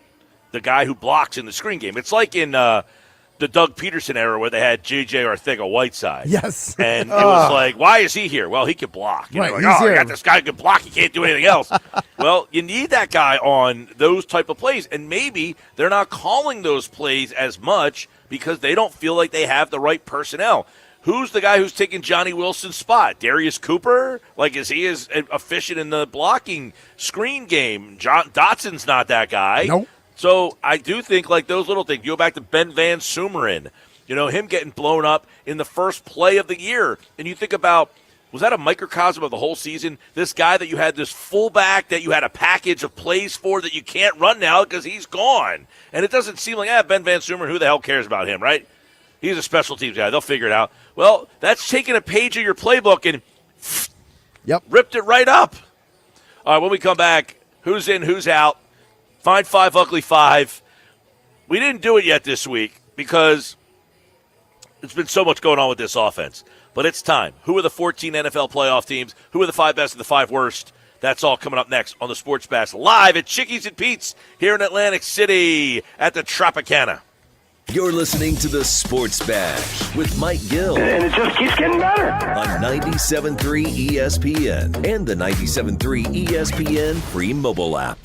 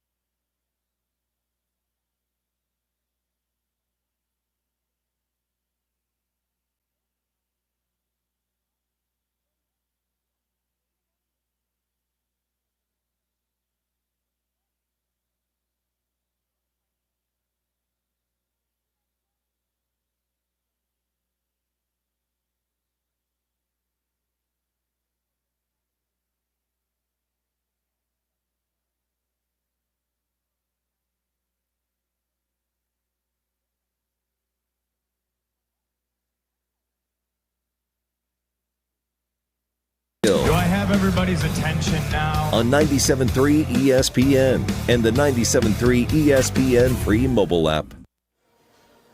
All right, let's get into it. It's today's edition of Who's In, Who's Out. Who are the 14 NFL playoff teams? Who's in, who's out on the Sports Bash.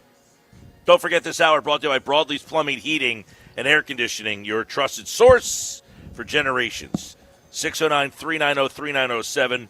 Visit broadleafs.net. I'm lucky I still have my hair when I'm bending down like that to read this.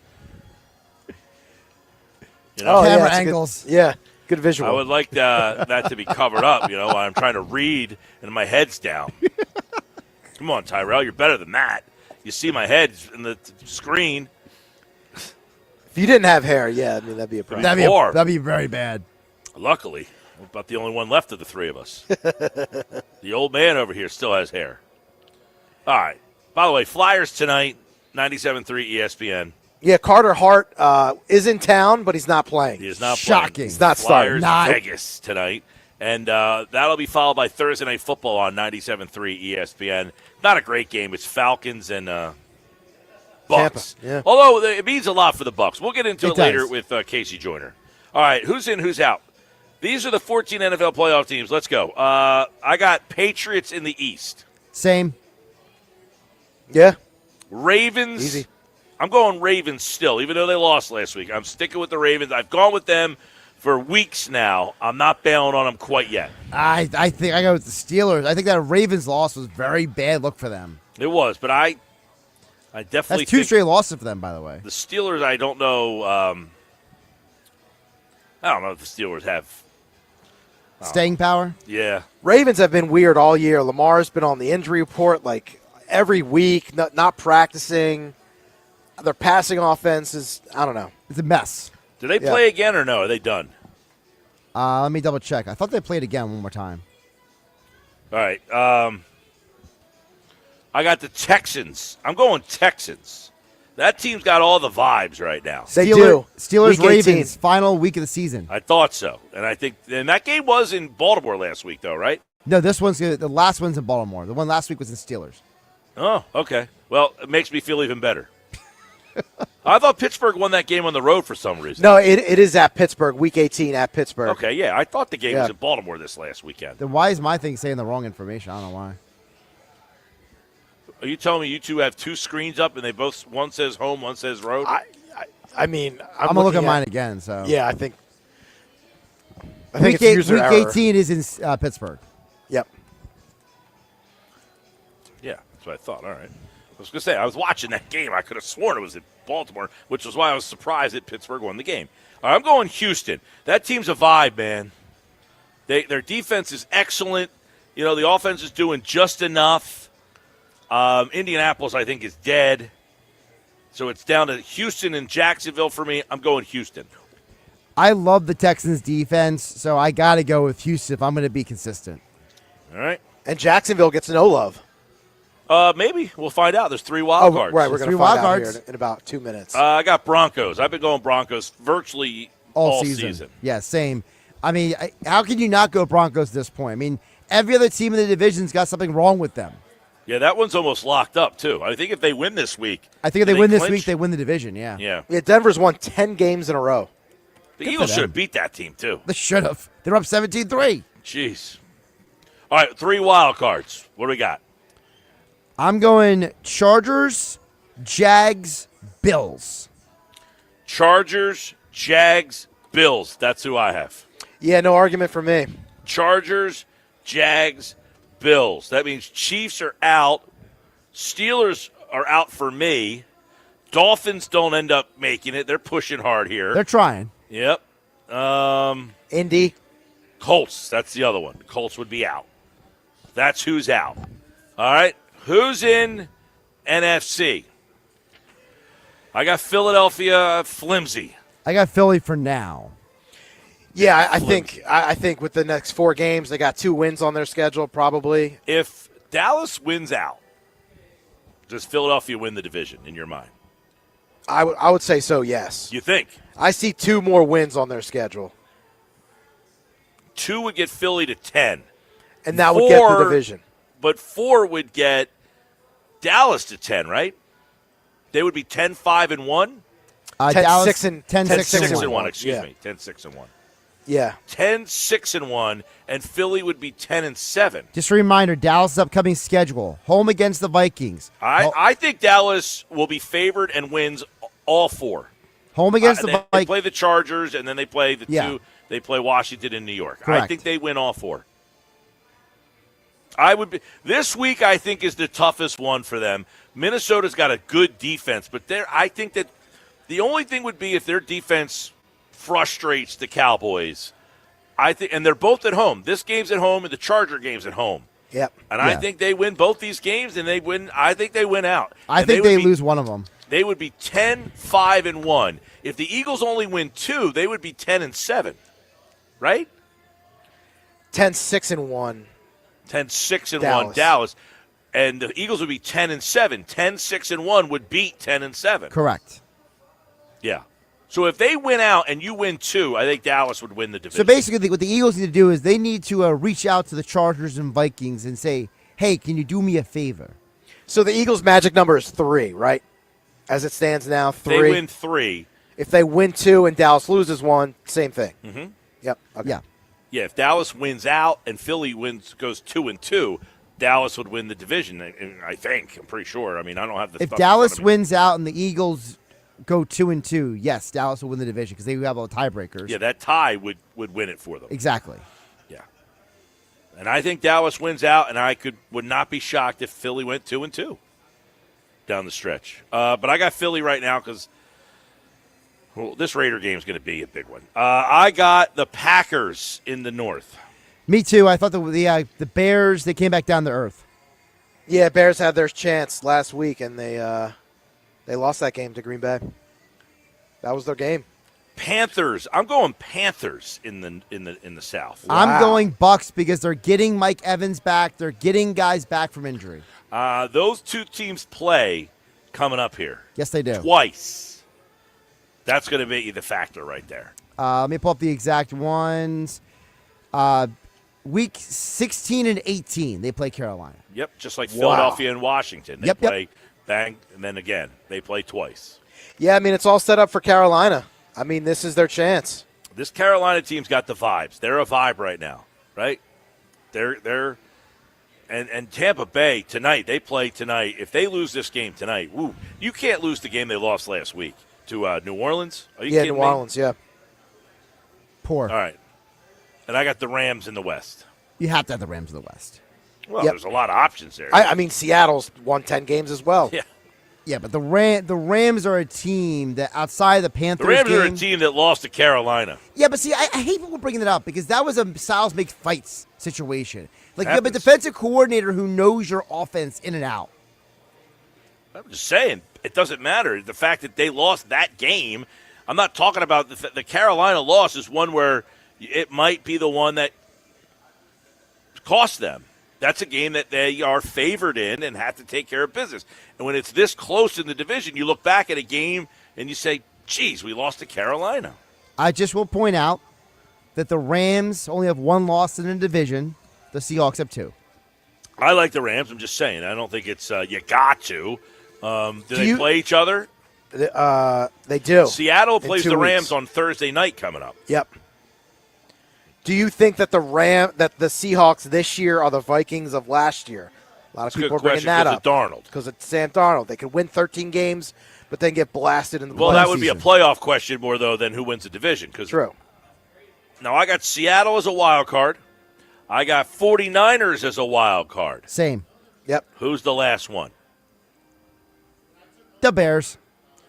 I think the Bears still have enough to get there. All right. You go Bears.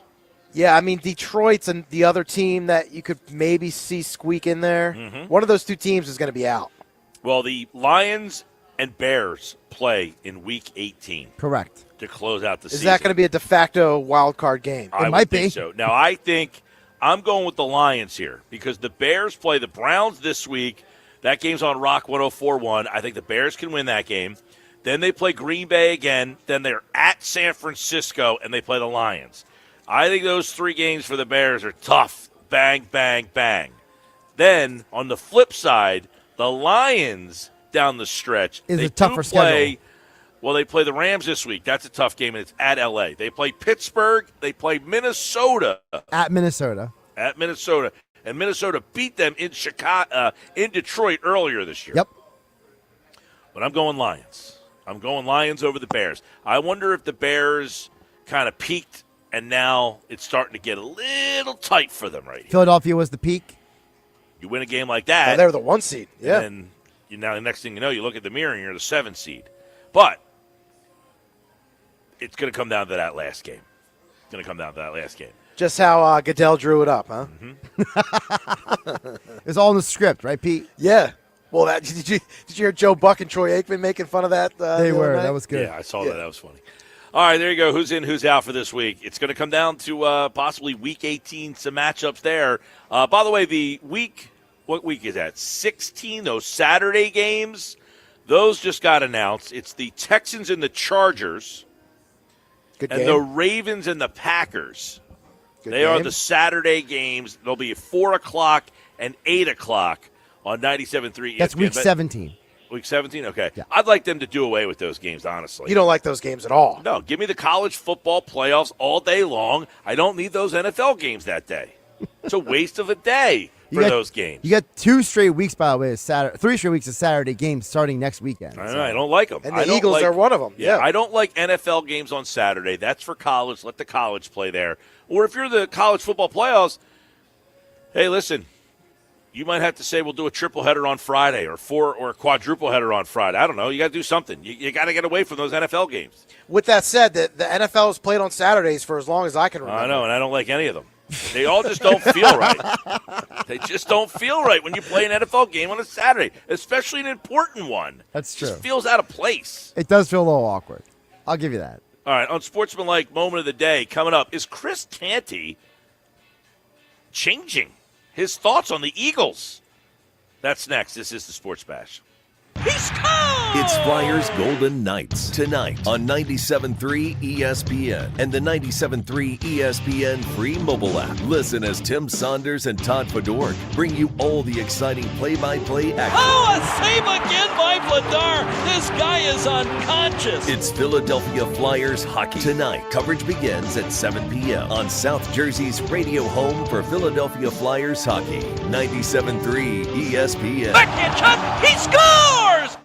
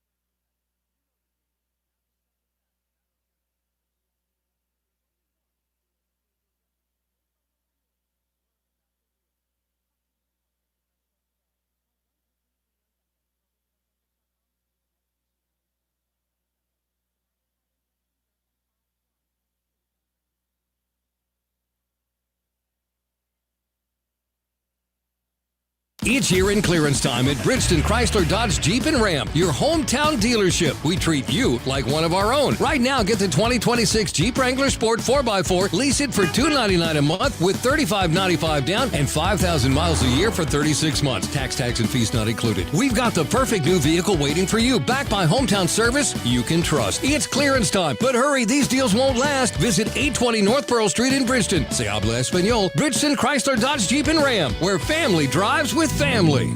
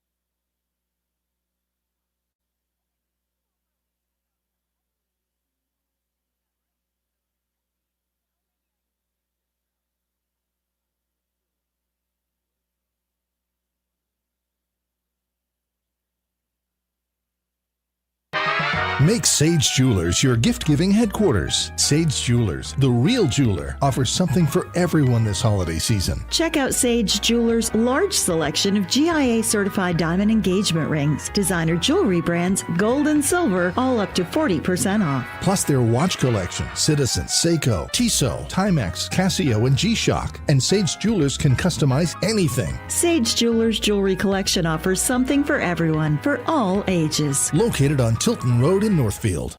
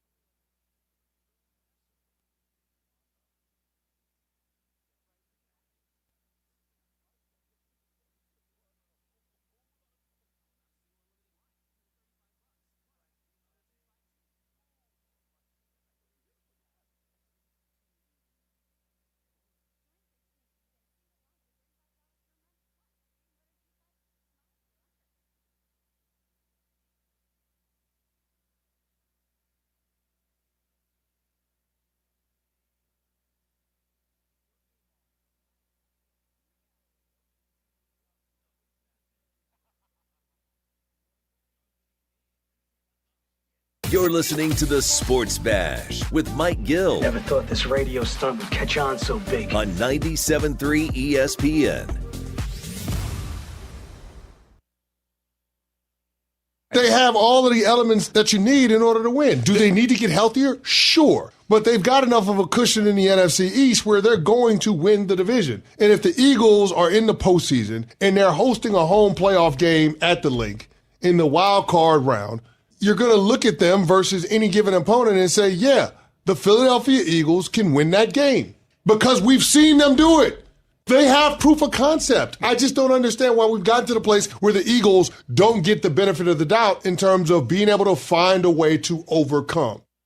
Chris Canty, is he having an epiphany? That's interesting. He says, how come the Eagles don't get the benefit of the doubt? Is he right? It's our Unsportsmanlike Moment of the Day, brought to you by Whitehorse RV Center. Find fall closeout savings on 2025s and select pre-owned RVs. Shop now before they're gone at Whitehorse RV. Your RV adventure starts here. Now, Canty's saying, why don't the Eagles get the benefit of the doubt? Is he right? Should the Eagles get the benefit of the doubt? He said, look, they're probably going to win the division. If they win the division, you get a home game in that first playoff game. Now, he says they would be favorites and they win. Do you guys feel that confident that right now, here's the matchup, Philadelphia, San Francisco. I don't love that matchup. I don't either. I think they would still be favored in that game. Not by much. They're favored, but it would be a tough game. I think San Francisco is the team that no one's paying attention to. They've been banged up all year. They're not on national TV a lot, so you don't see them. Why are you trying to sound like me over there, Mike? What's wrong with you? I just feel like that team you feeling okay over there? Is winning, and they haven't been at full strength pretty much all season long, have they? No. That was my point earlier this year. That Purdy. I believe the students, they would endure and they would get healthy and they'd be dangerous. Now, Purdy, we've seen him throw 4 picks in a game, have we not? That is true.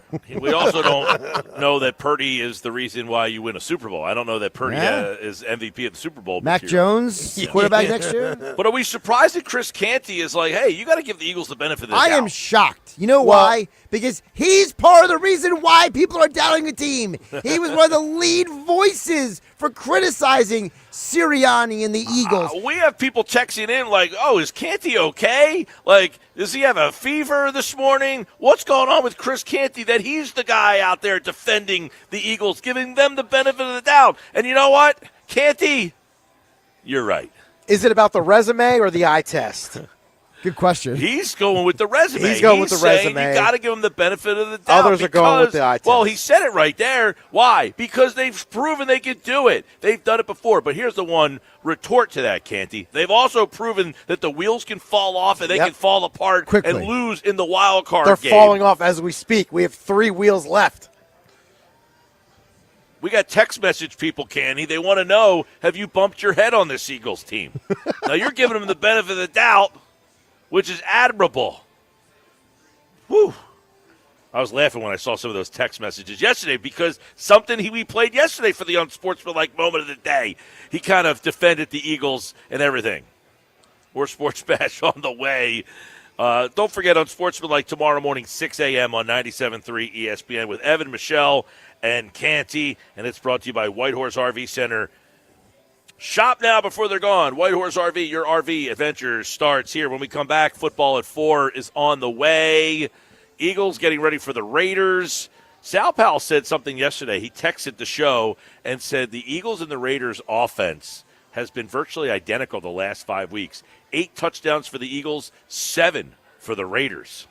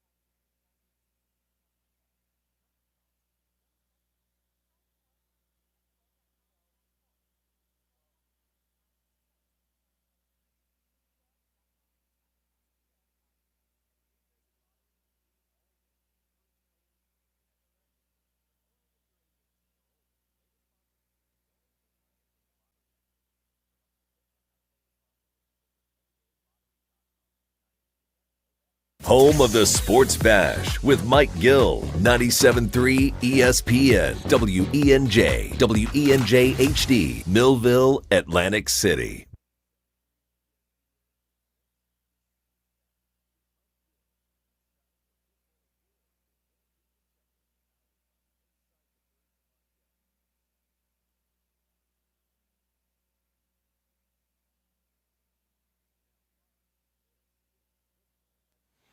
Football at 4, powered by the Inside the Birds podcast. It is brought to you by the Fanatics Sportsbook at Ocean Casino Resort in Atlantic City. And, of course, the Eagles getting ready for the Raiders back at 1 o'clock on a Sunday. Feels right. Don't discount what the Eagles schedule. It's been bebopping them all over the place. A Friday, a Monday night, a Sunday night. They just have not played a Sunday 1 o'clock game. Can they get back in the rhythm? Andrew DeCecco, Football at 4, the Inside the Birds podcast, joins us now. And, Andrew, obviously, after the Monday night game, kind of a short week here, they're back in getting ready for the Raiders. Does it feel like there's some normalcy around the NovaCare complex? Or do you still feel kind of the aftershock of losing that Monday night game in their third straight loss? Well, I think the only uneasiness, at least in my estimation, Mike, is on the outside. This team has not wavered. Their messaging has been consistent. They've banded together. There's been no finger pointing. And I think that's important to note because, obviously, to lose 3 games in a row, that's not something that a lot of teams are equipped to handle. But for the Philadelphia Eagles, they've been there before. They know what it takes to win. And I believe that they believe that they're close to really clicking on all cylinders. And they're sort of, I don't want to say it's them against the world, but they're sort of banding together and not necessarily paying attention to the outside noise. And they have a game in which favors them pretty significantly this weekend against the Raiders. So they're going to have to go out there and take care of business. Now, I'm not one for style points. That doesn't really do anything for me. But you want to see certain things cleaned up in terms of turnovers, execution, and things of that nature. Yeah, no doubt. One thing, we were playing some of the audio from Nick Foles' podcast, and one thing he said was, fundamentals has really hurt this team. And that is something over the last, 3, 4, 5 weeks, even in a couple of wins. Mm-hmm. Do you look at this team as, I don't want to say fundamentally broken, but that just a couple fine-tunings is all this team needs, or is it a bigger picture than that? No, I mean, it's always bigger picture than that. I think it has to do with more than just losing sight of the details that they pride themselves on, that Nick Sirianni and his coaching staff really harp on. They're not getting the good play from their quarterback right now, and he's in a little bit of a slump. The running game, I thought, showed signs of promise with Saquon Barkley. Now 52 of those yards came on that fake tush-push play, but I thought that there were some positives to take away from that game in terms of I saw some more advanced concepts. I think that they were getting comfortable being uncomfortable and trying some different things offensively, utilizing the middle of the field. Jalen Hurts was fitting some balls into tight windows. But I think by and large, when you look at the offense, it's not just the penalties. It's overall execution. It's finding a rhythm in terms of Kevin Patullo calling plays, and the quarterback play needs to improve as well. So there's a lot of different variables here when you look at the offense that they need to get right, and they have a handful of opportunities to do it before the postseason. One of the things we're talking with Andrew DeCecco for Football at 4. Don't forget check out Andrew and all this guys' stuff over at InsideTheBirds.com. One of the things Foles says, he said the Eagles don't have an offense; they just run plays. When you look at this offense, now Jeff had talked about on Football at 4 on Tuesday that, they did try to open up the offense a little bit on Monday night. What do you make of what they do offensively and what they want to try to be offensively? Well, I mean, they're striving for balance, and they're trying to make it a little bit more advanced. Now, the offense has been pretty basic. I think all of us with eyes that watch the Eagles this season can attest to that. But when the offense isn't going well, Mike, you have to try and find different things that you can do, whether that's different types of personnel. You go maybe have more 11 personnel. Maybe you're implementing multiple different running backs and getting them in the mix. Or you're looking at the tight end position, right? Maybe Cam Latu's getting more involved. There's always so many things you can turn to at this point in the season. But clearly what they were doing week in and week out wasn't being efficient enough, not for the talent that they have on that side of the ball. So I think that they were trying some different things to see if it was going to work. Sometimes it did, but more often than not, Monday night, as we all know, it did not. 5 turnovers from the quarterback. And A.J. Brown, let's not forget, 3 critical drops. I thought he was very accountable post-game in the locker room at SoFi Stadium. And it was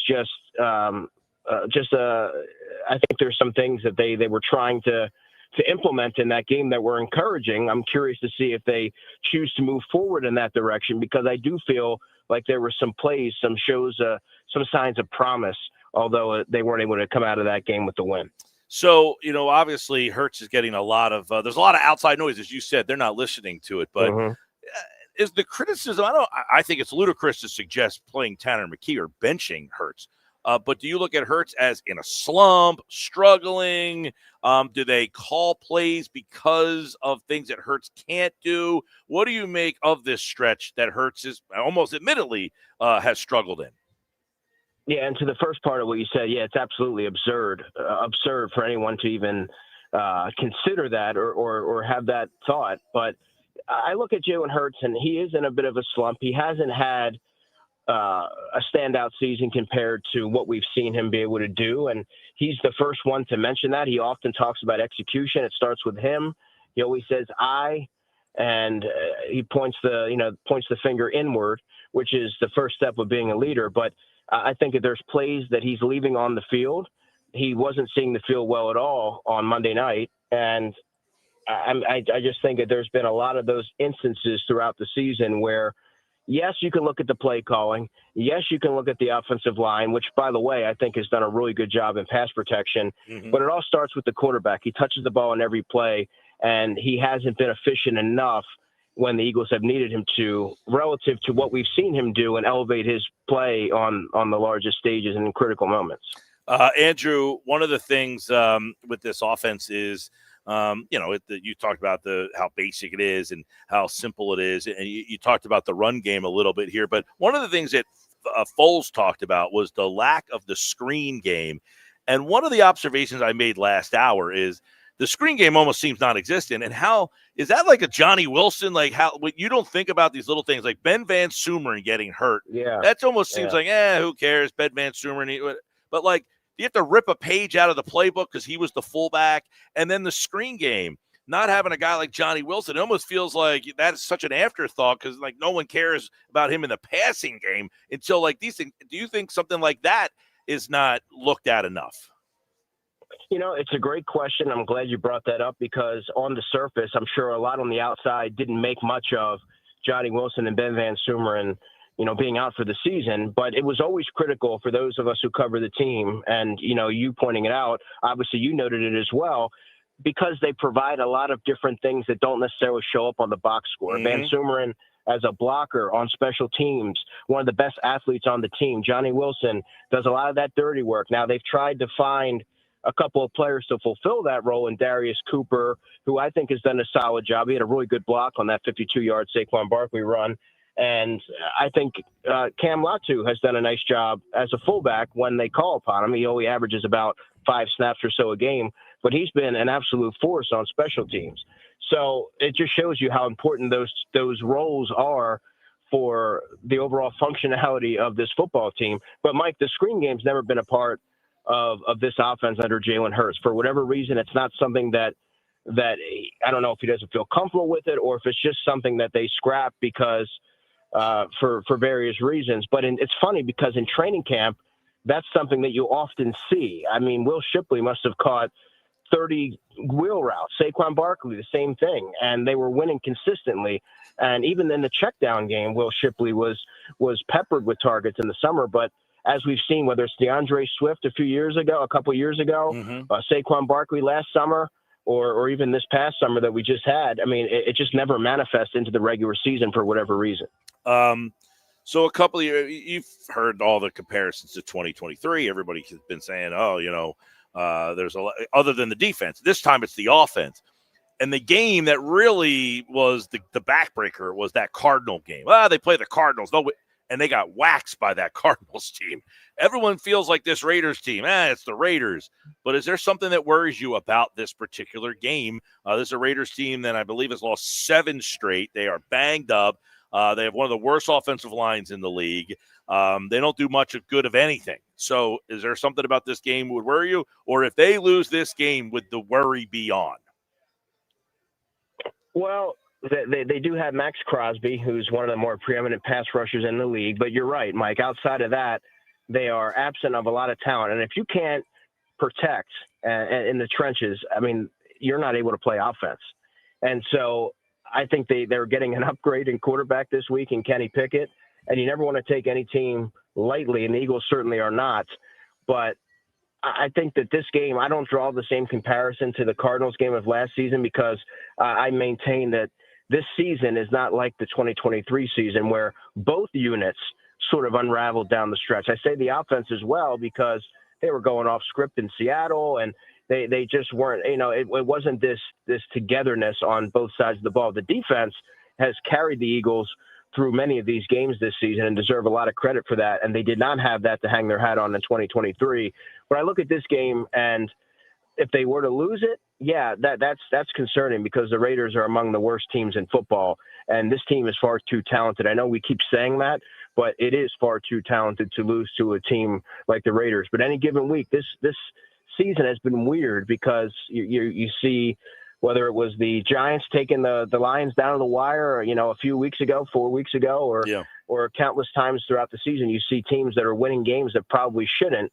I don't think that that's going to happen this week. I think the Eagles will take care of business, but if they don't, Mike, yeah, that is concerning. Yeah, you lose a game to the Raiders, I think any fears of what this team might end up being are legitimate. You can't lose this game at all. And if you win this game, you can't lose this game. No, and it's almost, Andrew, if you win this game, it almost does no goodwill because it's the Raiders. So, and by the way, they play the Commanders twice down the stretch. So it's really going to be a hard thing to figure out who this team is over these last 4 weeks. However, they do have the Raiders. It is 1 o'clock. You happy about the Sunday 1 o'clock game being back in the mix?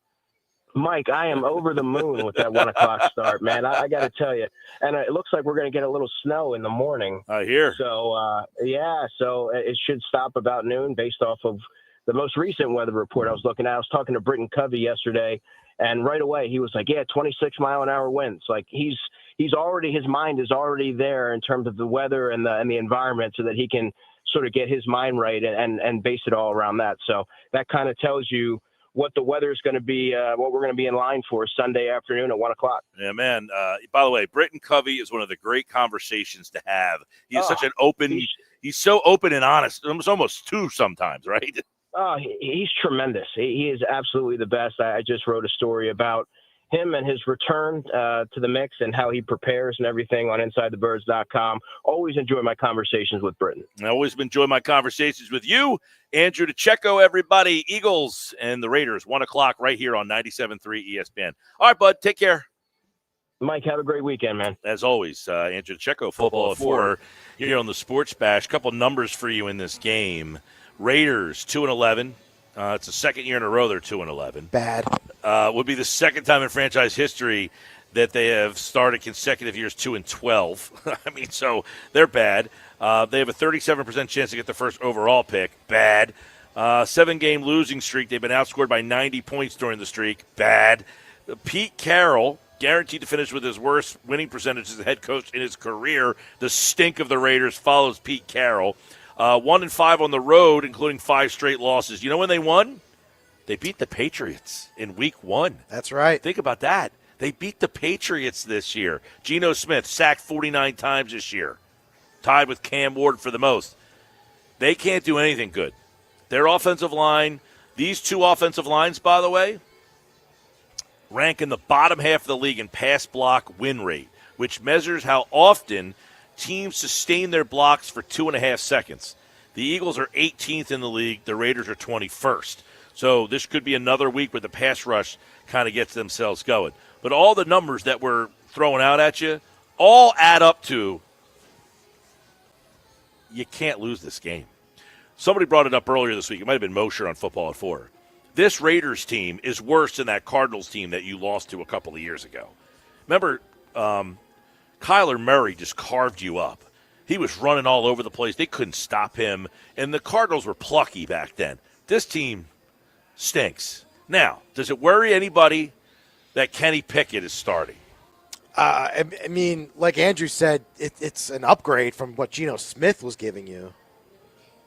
So, slight, maybe. Slight. Who knows? I mean, Pickett wasn't great here last year. But to me, the worrisome part is this game's at home. So if this game starts off slow, it's sloppy, it's kind of wonky. The fans will get on you. My biggest thing in this is it's a 1 o'clock Sunday game. I think this team needs to just get back to a Sunday, 1 o'clock, out of the limelight, out of the national window. Are you saying they need to get back to fundamentals, Mike Gill? All of it. Like, you know, when you play on Monday Night Football, you got to do all, like, the meetings with them. Not that you don't, like, when you play at 1 o'clock on a Sunday, you still have to, but it's not nearly as extensive. It's not the same. And then your routines are all thrown off. Now, it's a short week because they played on Monday night last week. But I think just a Sunday 1 o'clock game out of the rigmarole of the limelight. You know, think about their last group of games. Green Bay, Monday night. Was that a Sunday or Monday night? I think it was a Monday night. Green Bay was Monday night at Lambeau, yeah. At Lambeau, yeah. Detroit was the Sunday nighter, right? Correct. Yep. Then they played the Friday game against the Bears. Then they played Monday night again. So it was Monday night, Sunday night, Friday afternoon, Monday night again. And now this might sound, but I remember distinctly having a conversation with Colin Thompson about this, who, by the way, texted me the other day, yesterday. It was good to hear from him. He's actually, you know what Colin Thompson's doing? What is he doing now? He is a coach on the Navy midshipman staff. Army-Navy this Saturday on 97.3 ESPN. That's right, because I texted Colin the other day, and I said I will be in Annapolis for the Military Bowl on the whatever day that is. I forget, the 27th. It's Saturday. Saturday the 27th. And then he texts me back, I'm getting ready for Army-Navy. And I was like, that's flipping awesome. But I remember having a conversation with him a couple of years ago. It was after the Eagles went to the Super Bowl in 2022. And then in 2023, their schedule was, you know, all over the place. And he said, don't discount all of your national TV games and the Monday nights and the Sunday nights and – you know, getting out of your routine. He's like, we are creatures of habits. We like knowing that bang, bang, bang. And I think it goes back to the conversation, you know, like I was talking about Kevin Patullo not having any rhythm or plan or setting anything up. This is the same. I'm setting all this up to the things that I've brought up today. Ben Van Sumeren gets hurt. Johnny Wilson gets hurt. Those things we don't really pay attention to. But the details, the fundamentals that Nick Foles brought up, they matter. Why can't I run a screen? Because I lost my guy who blocks in the screen. It doesn't, compute at first. Johnny Wilson caught 5 passes last year. What the hell do we need him for? But you need him so that I can call that play to success. Well, they lost Ben Van Sumeren. Who cares? Well, you need him to run the part of your offense that he's included in. People forgot he was the fullback. Do you see them run with a fullback anymore? No, they ripped that page out of the book. And the other little parts of your fundamentals is 1 o'clock Sunday, that's when I play football. Nope, not this week, you're Monday night. Nope, not this week, you're Sunday night. Now, the best teams have to go through it. This isn't boo-hoo, woe is me. But I do think that getting back to Sunday at 1 o'clock hopefully turns the corner for them.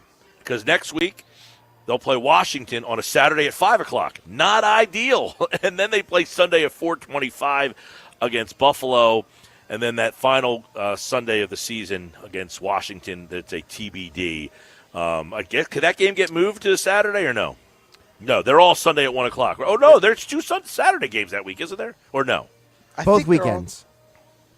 Both weekends? Yeah, but the last week of the year, week 18, there's no Saturday game. Yeah, there's Saturday and they're all TBD right now. Gotcha. So they could conceivably play Washington on a Saturday again? Correct. I don't think they would do that. I thought the NFL Washington's bad enough once. You don't need to see them twice on Saturday. I thought the NFL wanted all those games on Sunday, so everyone knew. That's what I thought. The way it works, Pete, is that, and I'm only going based off of what they've done previous years. Typically, what they do is the games that don't have a lot of domino effect relevance to the rest of the league, they get put on Saturday. So the Browns would play the Raiders, right? Something like that. Well, for example, one of the games. The Browns play Cincinnati. That game will have no meaning. Right. So that could be potentially a Saturday, or it could be in that Sunday window with the other games that don't matter. Because sometimes the other thing to do, the primetime game might be like, the Baltimore-Pittsburgh game, 8 o'clock Saturday night. I'll tell you what game it's going to be. It's either going to be Baltimore-Pittsburgh for the division, Seattle-San Francisco for the division, if those two teams happen to be there, Carolina-Tampa Bay possibly for the division. Those three would be the leading vote getters. Detroit-Chicago, if that game comes down to wild card. Yeah, it's typically games that have like only one outcome kind of situation. Like you wouldn't have like teams involved in the wild card in the Saturday slate. Right, like win or go home type games. Yeah. I'm not saying that you're wrong. I just don't think they play Saturday that week 18. That's just my. They've done it in years past. I'm just because I have the Westwood One schedule and I don't see any games on Saturday. Well, I remember do see TBDs all season long for this particular Saturday. I mean, they might have changed it this year. Maybe it is on I don't remember Sunday. them playing on a Saturday in week 18. Usually, I think they try to play most of those Eagles games. played on a Saturday one year in 18. I don't think. Well, week 18 has only been around for how many years? If they like 3, this is the third year. Week 18 last year had Browns, Ravens, and Bengals, Steelers on a Saturday. Yeah, interesting. Saturday, January 8th, the Eagles lost to the Cowboys 51-26 in Week 18. Yeah. It was a Saturday night game. They got blasted in that game. I hate those Saturday games, man. I hate them. Army-Navy this weekend is on 97.3 ESPN. The coverage at 3 o'clock right here on your home for Army-Navy. Plus, the bowl season begins. We'll have all the bowl games, the playoffs. By the way, playoff games on Rock 104.1. You're going to want to check out all the college football playoffs on Rock 104.1 because the NFL has taken Saturday, and that means the college football playoff games. We're going to try to air them both at the same time. Rock 104.1 will have the college playoffs. 97.3 ESPN will have the NFL next Saturday. But coming up, Flyers tonight, Thursday Night Football, and the Nuggets are next. Nick's Nuggets joins us for this Thursday edition of the Nuggets on 97.3 ESPN. This is the radio home for Philadelphia Eagles football. The Eagles continue the 2025 season this Sunday, hosting the Las Vegas Raiders. Hurts with a quick pitch out to Barkley. He has the first down and more. 40, 30, 20, 10. Touchdown! Saquon Barkley! Pre-game coverage starts at noon with Merrill Reese and Mike Quick calling all the action starting at 1 p.m. This is where the Eagles play. 97.3 ESPN, South Jersey's Eagles station.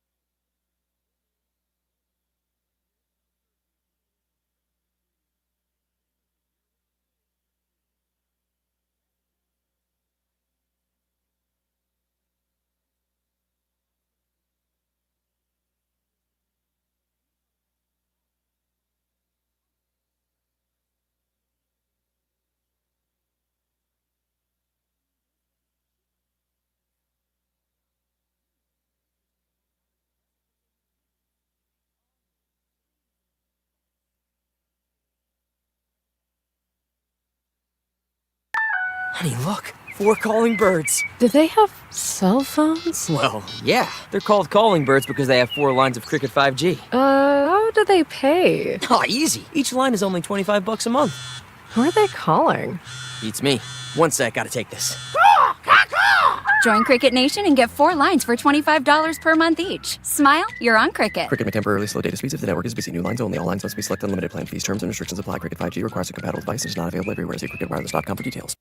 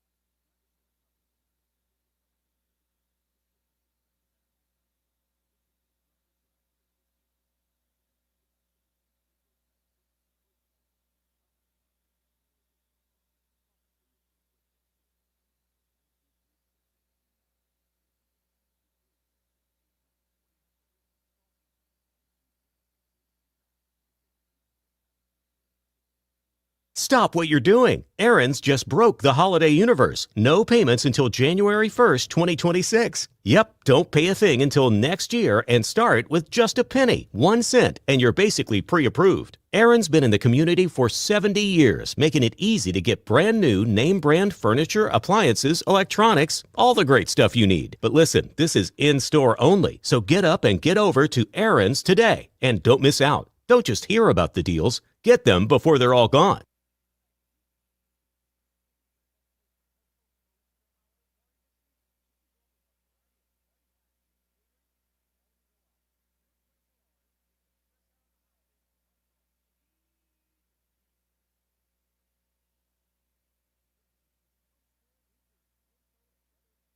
Progressive Insurance presents the Sports Flash on 97.3 ESPN. The Eagles are home on Sunday as they take on the Las Vegas Raiders. Philadelphia will be looking to snap a 3-game losing skid, sitting at 8-5. Quarterback Jalen Hurts, coming off a 4-interception game against the Chargers on Monday night, was asked if quarterbacks can ever get into a slump. I'm going to say for whatever reason, I think that's a part of the game. You know, success or greatness, those things aren't linear. You have your ups, you have your downs, but it's about how you respond to it. And I think about that. I mean, it's nothing new that I haven't faced before. It's a matter of responding to it, and I got a lot of confidence how we respond. I got a lot of confidence how it go. The Raiders are 2-11 in the first year with Pete Carroll as head coach. Flyers on the ice tonight as they take on the Vegas Golden Knights. Philadelphia continuing their 6-game homestand. They beat San Jose on Tuesday and have won 5 of their last 7. Vegas will not start former Flyers goalie Carter Hart in his return to Philadelphia. The Sixers return Friday facing the Indiana Pacers. Philadelphia losing Sunday to the Lakers, which snapped their 3-game win streak. Bundle auto and home, renters, or condo, and save with Progressive. I'm John Thayer on 97.3 ESPN.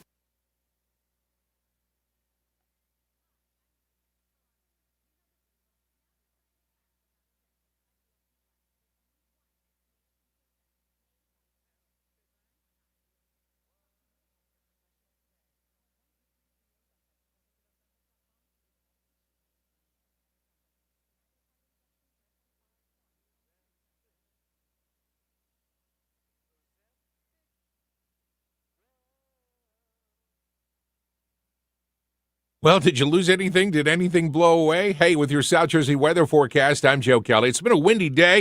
We're going to see winds die down a little bit tonight. Partly cloudy sky, low temperature about 26.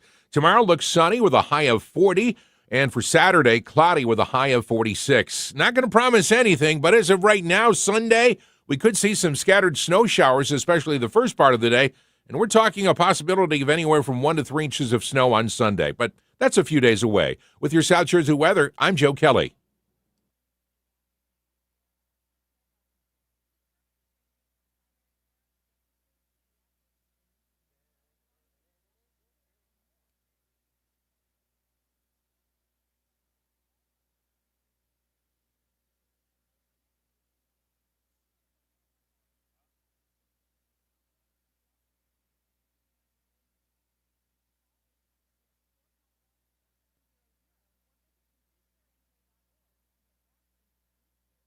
You're listening to the Sports Bash with Mike Gill. When I'm driving, I got a guy on the radio who talks to me. I can't see him, but he talks to me. On 97.3 ESPN. All right, 4:30 on a Sports Bash Thursday, live at Chickies and Pete's. Go where the players go. Hang out here on Sunday at 1 o'clock. I would imagine it's going to be a packed house for Eagles and Raiders in the NFL. You also have a busy day on, is it this Sunday or next Sunday, where you got Flyers, Sixers, Eagles. I think it's next Saturday it is, right? Yeah. Sixers have been off all week for that NBA Cup. Yeah, they play tomorrow night. That Finally. game on 97.3 ESPN. Sixers and the Pacers. Then they play on Sunday against the Hawks. Is Sunday, though, is there Flyers, Sixers, and Eagles on Sunday? I think so. One of these days there's a bunch of them. Here we go. I got the schedule here. Sunday, yes, the Eagles play at 1, the Flyers play at 5, and the Sixers play at 6 this Sunday. But also next Saturday. And then on Saturday next week, you have Flyers at 12:30, Eagles at 5, Sixers at 7. And thankfully, both of those teams are away on Sunday, so That also the 28th they all play. Wow. A little triple threat in all of these games tonight. 28th, they've got Eagles at 4:25. Sixers at 3:30, and Flyers at 8. I mean, that's poor. I'd like to, and that's Oklahoma City. I'd like to see that game if I could. Well, the Sixers are going to get smoked in that game, so you could probably Oklahoma City turn it off. Is everything the Sixers had hoped to be and more. Right? Yeah. I mean, it is for all the people out there that always complain about the process and did it work or did it not work. It's not what. Like everybody thought you were just magically going to win championships. Oklahoma City did what the Sixers could not do. They executed it to perfection almost. Correct. It's so good that they have 3 picks potentially in the lottery right now, and they're 25-1. And they won the title last year. And they have the MVP. They execute. Well, they didn't draft Shea Gilgeous, by the way. No. But they did trade for him like that night, right? They traded for him from the Clippers for Paul George. Right. Yes. All right. So, yes, always trust the process. It doesn't mean that you're magically going to win championships. But Oklahoma City would say, we're doing pretty good because we decided to lose on purpose for multiple seasons. And now they are prospering. And by the way, the Oklahoma City Thunder may go down as the greatest basketball dynasty ever when this is all said and done. Like, if they stay on this path, they've won a championship. Right now they're going after the 73-9 Warriors. If they win another championship, not to mention, they could end up with the first pick in the draft this year. It's insanity what has gone on with them. And they have the Sixers pick. They do have the Sixers pick. Still. It is top 4 protected this year. All right, it's time for the Nuggets today on the Sports Bash on 97.3 ESPN. And they are brought to you by our good friends over at Try Them. Do it. If the Eagles win, they haven't won in a while, so no free tandoori spicy chicken wings. But if the Eagles win this Sunday, you can get them at the Nizams. They got a great buffet on Friday, Saturday, and Sunday, and a great banquet space. It can seat up to 100 people for private events and celebrations at the Nizams in EHT. All right, Nick Earnshaw is here with today's edition of Nick's Nuggets. What's up, man? No, what's going on, guys? Yeah, the Thunder, they did the process correctly. Could you imagine if the Sixers did it correctly and didn't have Adam Silver making you hire a Colangelo and all those type of guys? Where was the Colangelo guy for them? You know, why not place a general manager from the NBA in there with those guys, you know, to mess up their entire process? They didn't do that. So, you know, it is what it is. They're gonna win multiple championships now. They have every pick in the book for the next, like, however many years. It is what it is. But too bad they play in Oklahoma City and nobody cares. It's a shame. It's a shame. SGA it really is, man. It's the middle of nowhere. You would think they have all the time. You would think that the NBA would be like, uh-oh, these guys are doing what the Sixers did, and we stepped in and screwed the Sixers. We're going to let a team from Oklahoma City become the model franchise of our league. Yeah, like that. Yeah, let's go into a top 10 market and just absolutely destroy their process. But Oklahoma City, they're fine. They're fine. We took them from Seattle, put them in Oklahoma City. Nobody cares. And guess what? They're winning championships every year. It's great. Just fantastic. Gotta love Adam Silver. Gotta love it. All right, we gotta talk a little football.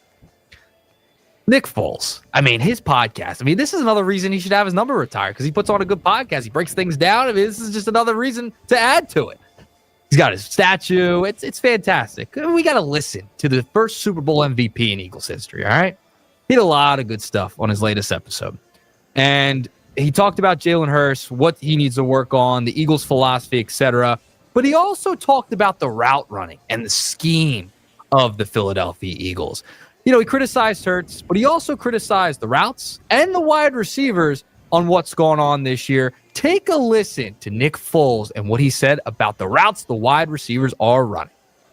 A lot of the routes I see are routes on paper. They look like the playbook, and that's not you're not going to have great success. It's way too easy for the defense. And we talked about Zach Ertz. I don't see Zach Ertz routes out there. I see guys running plays, running routes. If they know they're not getting it, they're just running. They're not running to win the routes. They're not changing the leverage. They're not setting up routes. A lot of them are the perimeter stop routes or like a broken play, throw it deep.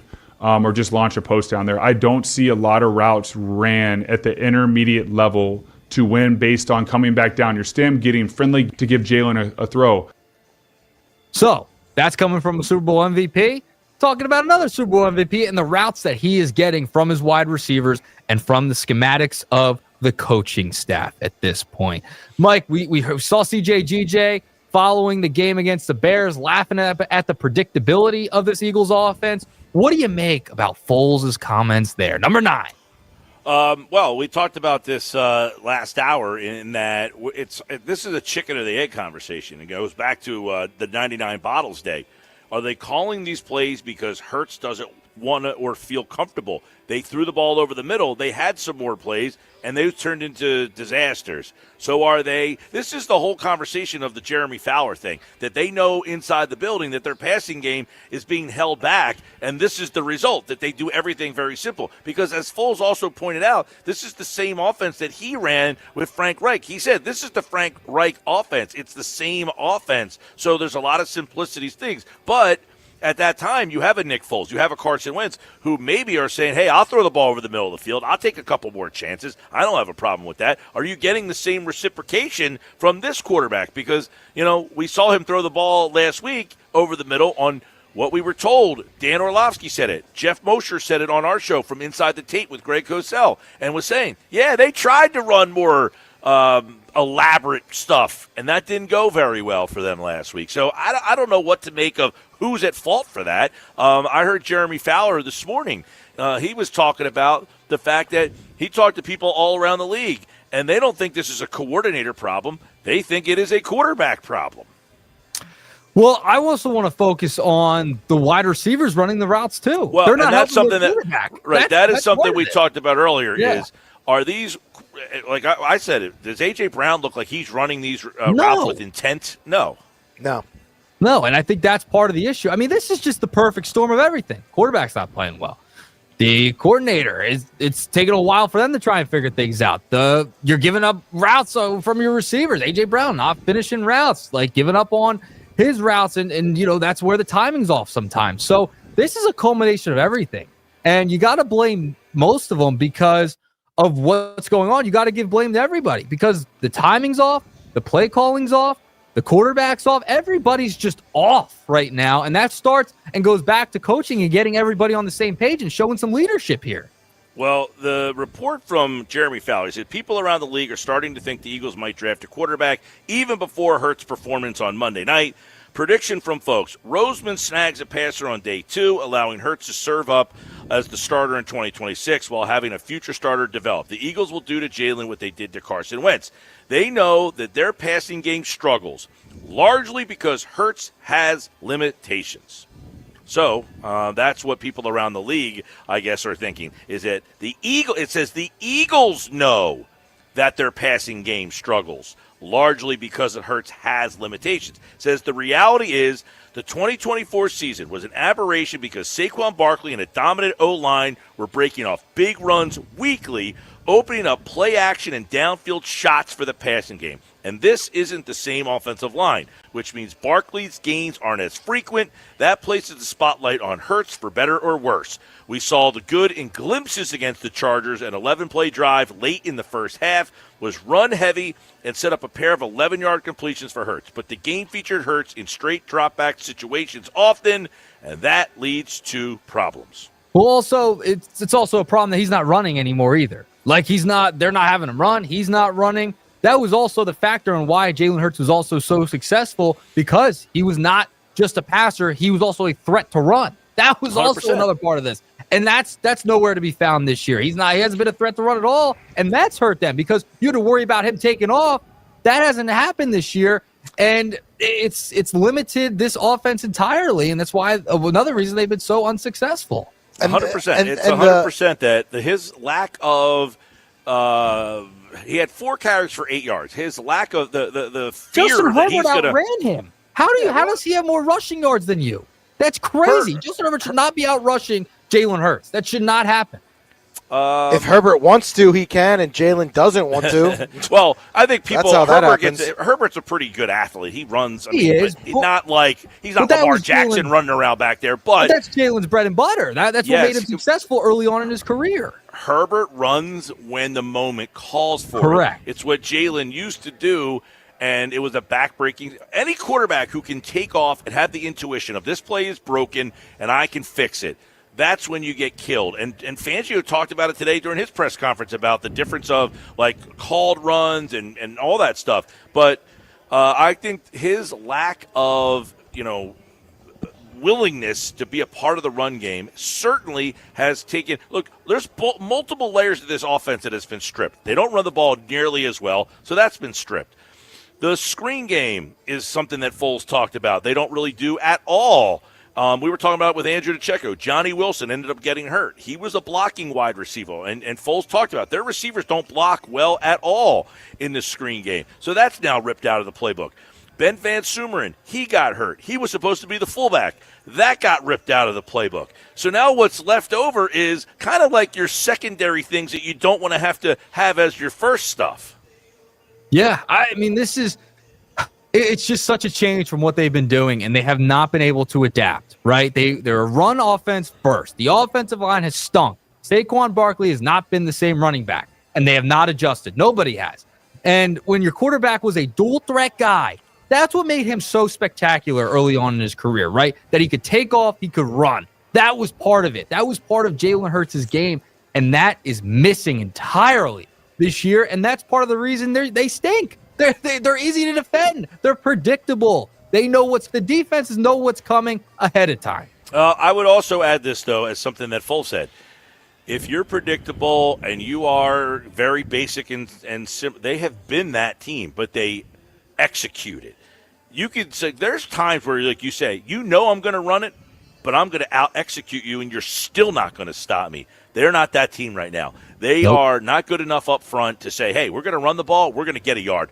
And they know it. On 3rd down and 2, the coordinator knows we can't get 2 yards. And I don't even know that we can get 1 yard, so we're going to throw the football. It's a complete change in mentality. Everybody's like, well, they're simple, they're basic. They've been simple and basic the entire time here. But they execute it and had almost perfect fundamentals. Yeah, and that's the problem. The lack of adjustments. There's plenty of tape on you now. You know what I mean? Like, there's plenty of tape on this offense, on this team. As a coach, you got to foresee that, right? Like, everyone's going to know we're the Super Bowl champs. Everyone's going to come for us. They have plenty of tape on us, and now they know what is coming. If you don't make any adjustments, the offensive line has struggled. It just hasn't happened, and they haven't gotten good play out of their players either. So it's been both. It's all over the place. It's a perfect storm, to say the least. All right, let's move along. Nugget number 2, I do want to get into some baseball. And I'm just, Schwarber signs, Thompson agrees to an extension. Feels like Real Muto might come back. Yeah, Phillies just slipped that in there, huh? Yeah, they just slipped that Thompson extension right in there, right under the radar as soon as that Schwarber deal got great job by them. Great job by their comms team. Good job sneaking that in there. Everyone's knocking it all up in arms. Hey, Schwarber's back. Woohoo. Snuck that in there. But I'm looking at this roster for next year, Mike. Who's playing the outfield? What is this outfield right now? What does the outfield look like next year? What is your ideal outfield? Because right now it's Justin Crawford, an unknown. Want him to come up and excited for him, but you don't know yet, right? A lot of ground balls, something to be concerned about. Brandon Marsh, okay? He can only hit righties. And Otto Kemp. That's your outfield, because Castellanos is as good as gone. Well, he's still under contract, though, don't forget. Still under contract. They're going to cut him. There's no way he's back. Yeah. That's your outfield right now. And Dombrowski said he'd feel good with Otto Kemp to be partnered with Marsh. Some move has to be coming. What's the ideal outfield for you, Mike? Well, I think, to me, Crawford in left field is where he's best. So I would say my target would be, if I'm the Phillies, I want him to be as comfortable as possible. So I'd rather have him in left field where he's, according to all the scouts and everything, he's a better left fielder than right fielder. So I'm going to start with him in left. I'm going to move Marsh over to right field. Now, the problem with that is if I platoon Kemp and Marsh, I'm now putting Kemp in a position that he's not really played. Now, he never played left field last year, so I assume and I'm making an assumption that I've made in the past that the Phillies did not do. Cody Ashley comes to mind. Oh, when they said they were going to move him to the outfield, and then they had all spring training to move him to the outfield, and they didn't do that. Then they had to send him to the minors in the middle of the season to go learn how to play outfield. So for me, the Phillies need to get Kemp in spring training taking fly balls in right field and say, listen, you and Marsh are going to play right field. That's our platoon. Go learn how to play right field starting now. He should be somewhere catching fly balls in right field. Okay. That's number 2. Then who plays center field? Okay. There's some reports out there that they have some interest in Brenton Doyle from Colorado, who is more of a defensive center fielder than he is an offensive center fielder. So do you really want to go back down that road of like a Johan Rojas? Bring back Bader. Listen, nice. the Bader thing, I understand it. Bader's back in the baseball card says – you got the best version of Bader of all time. So he wants 3 years, like $45 million or somewhere in that range. That's just – I don't think you can justify that. Who else is going to play out there?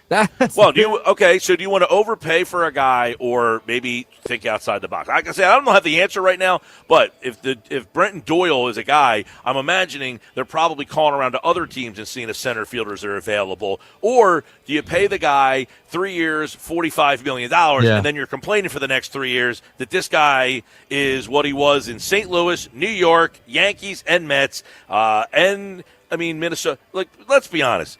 Bader was awesome here, but he was way better than he had ever been anywhere else. And he also got hurt. I mean, he does have injury history. That's true. That's a good point. I would not want to be Dave Dombrowski right now. Would not want to be. And listen, the Brenton Doyle thing to me is not a great option. It's not something to get. He's a Gold Glover. But you got Rojas who can be a Gold Glove level center fielder. You need a bat. But he's not a guy that's going to give you much at the plate. No. To me, third base is more, maybe not more interesting, but just as interesting as the outfield spot. What's going to happen with Alec Boehm? Yeah. If Boehm goes, who takes that spot? Well, I think the Boehm thing is like last year. They would trade him if they had the right offer. Although last year I think they were holding out for more. Although I will say this. I don't think they're just going to give Boehm away. Their thing is, I just don't see where they improve the lineup behind Harper. Like, you're basically going to cut Castellanos, right? Yep. I don't see a trade. I don't either. Which means you're going to eat $20 million. They're going to eat the $20 million, but they're also going to lose now a guy that has hit 4, 5, 6 the last couple of years. So now he's gone. Boehm has been hitting in the 4 hole, and we know that's not good. But where have they improved where you bet somebody else in the middle of the lineup? They haven't got that guy yet. They still have not got a guy to hit behind Bryce Harper in the 4 hole. Now, Ketel Marte, he played center field in 2023. Would you play him in center field? I don't think so. 32 years old, probably not a guy you want to play outfield, center field every day. Could he play right field? Marsh and Kemp play left field. Could you move Kemp to third base? Kemp would be an option to play third base if Boehm got traded. What do you get in return for Boehm? I think, and we did the podcast the other day, you guys can check out Now Batting for the Phillies with me and Bob. Bob thinks that both Stott and Boehm get traded. And that would change 2 spots in your order, Boehm and Stott. The question would be, I don't think you're getting anybody back in return to hit in the middle of the lineup still for Stott. Now, could you trade Stott and as part of a Marte deal? And now he's replacing Marte, is replacing Stott at second base. Then Marte could hit, I would bet Marte, he's a switch hitter. Yeah. So you could hit him in the number 2 spot in the order, and it could go Turner, Marte, Harper, Schwarber. The problem is who hits behind Schwarber, and if you have Boehm hitting behind Schwarber, is Schwarber going to be a 56 home run guy? Part of the reason why Schwarber had 56 home runs is he got Bryce Harper hitting behind him. Yeah. It made it much easier, right? They had to pitch to somebody at some point. So, listen, would not want to be Dave Dombrowski. I will get to the third nugget tomorrow. Well, I'm going to save that nugget because it's more of an overarching nugget. Has to do with the winter meetings, all right? I'll save that for tomorrow. I know we're short on time. We'll go 2-pack today. We'll get that nugget in tomorrow. I'm excited about that one. Wow, a little tease for tomorrow's Nuggets already. You're going to make people wait 24 hours just to hear something about the winter meetings? Absolutely. Well, you know, some of the news today, that went down at the winter meetings. Robert Suarez signed with the Braves. The NL East got a better bullpen pitcher in there. What else happened? Oh, the Braves also signed Mike Yastrzemski. Yeah, listen. So, that's good news for Harrison Bader. We know who the big one on. That contract there was the reason why people think that Bader, is probably gone. Yep, I'm going to make people wait for tomorrow. So we'll see. All right, guys, 2-pack for you today. That's it, just a 2-pack of Nuggets. That's all I got. See you later, Nuggets. Best Phillies outfield is not currently here. I don't think they have a full deck yet. You're going to give Castellanos away for a bag of peanuts, maybe some David sunflower seeds. They do need to find a way to shed some cash now with the Schwarber contract and JT. Which is why you can't really just say, hey, we'll take your bad contract, because they don't want to get Yeah. The Phillies are done with older, bad contracts. They are out of that market. Until JT Realmuto resigns. Well, they're going to bring him back. That's another older, bad contract that they know they almost have to take on. And the signs have already been there that they're going to bring Realmuto back. Coming up next, one thought every game. Casey Joyner.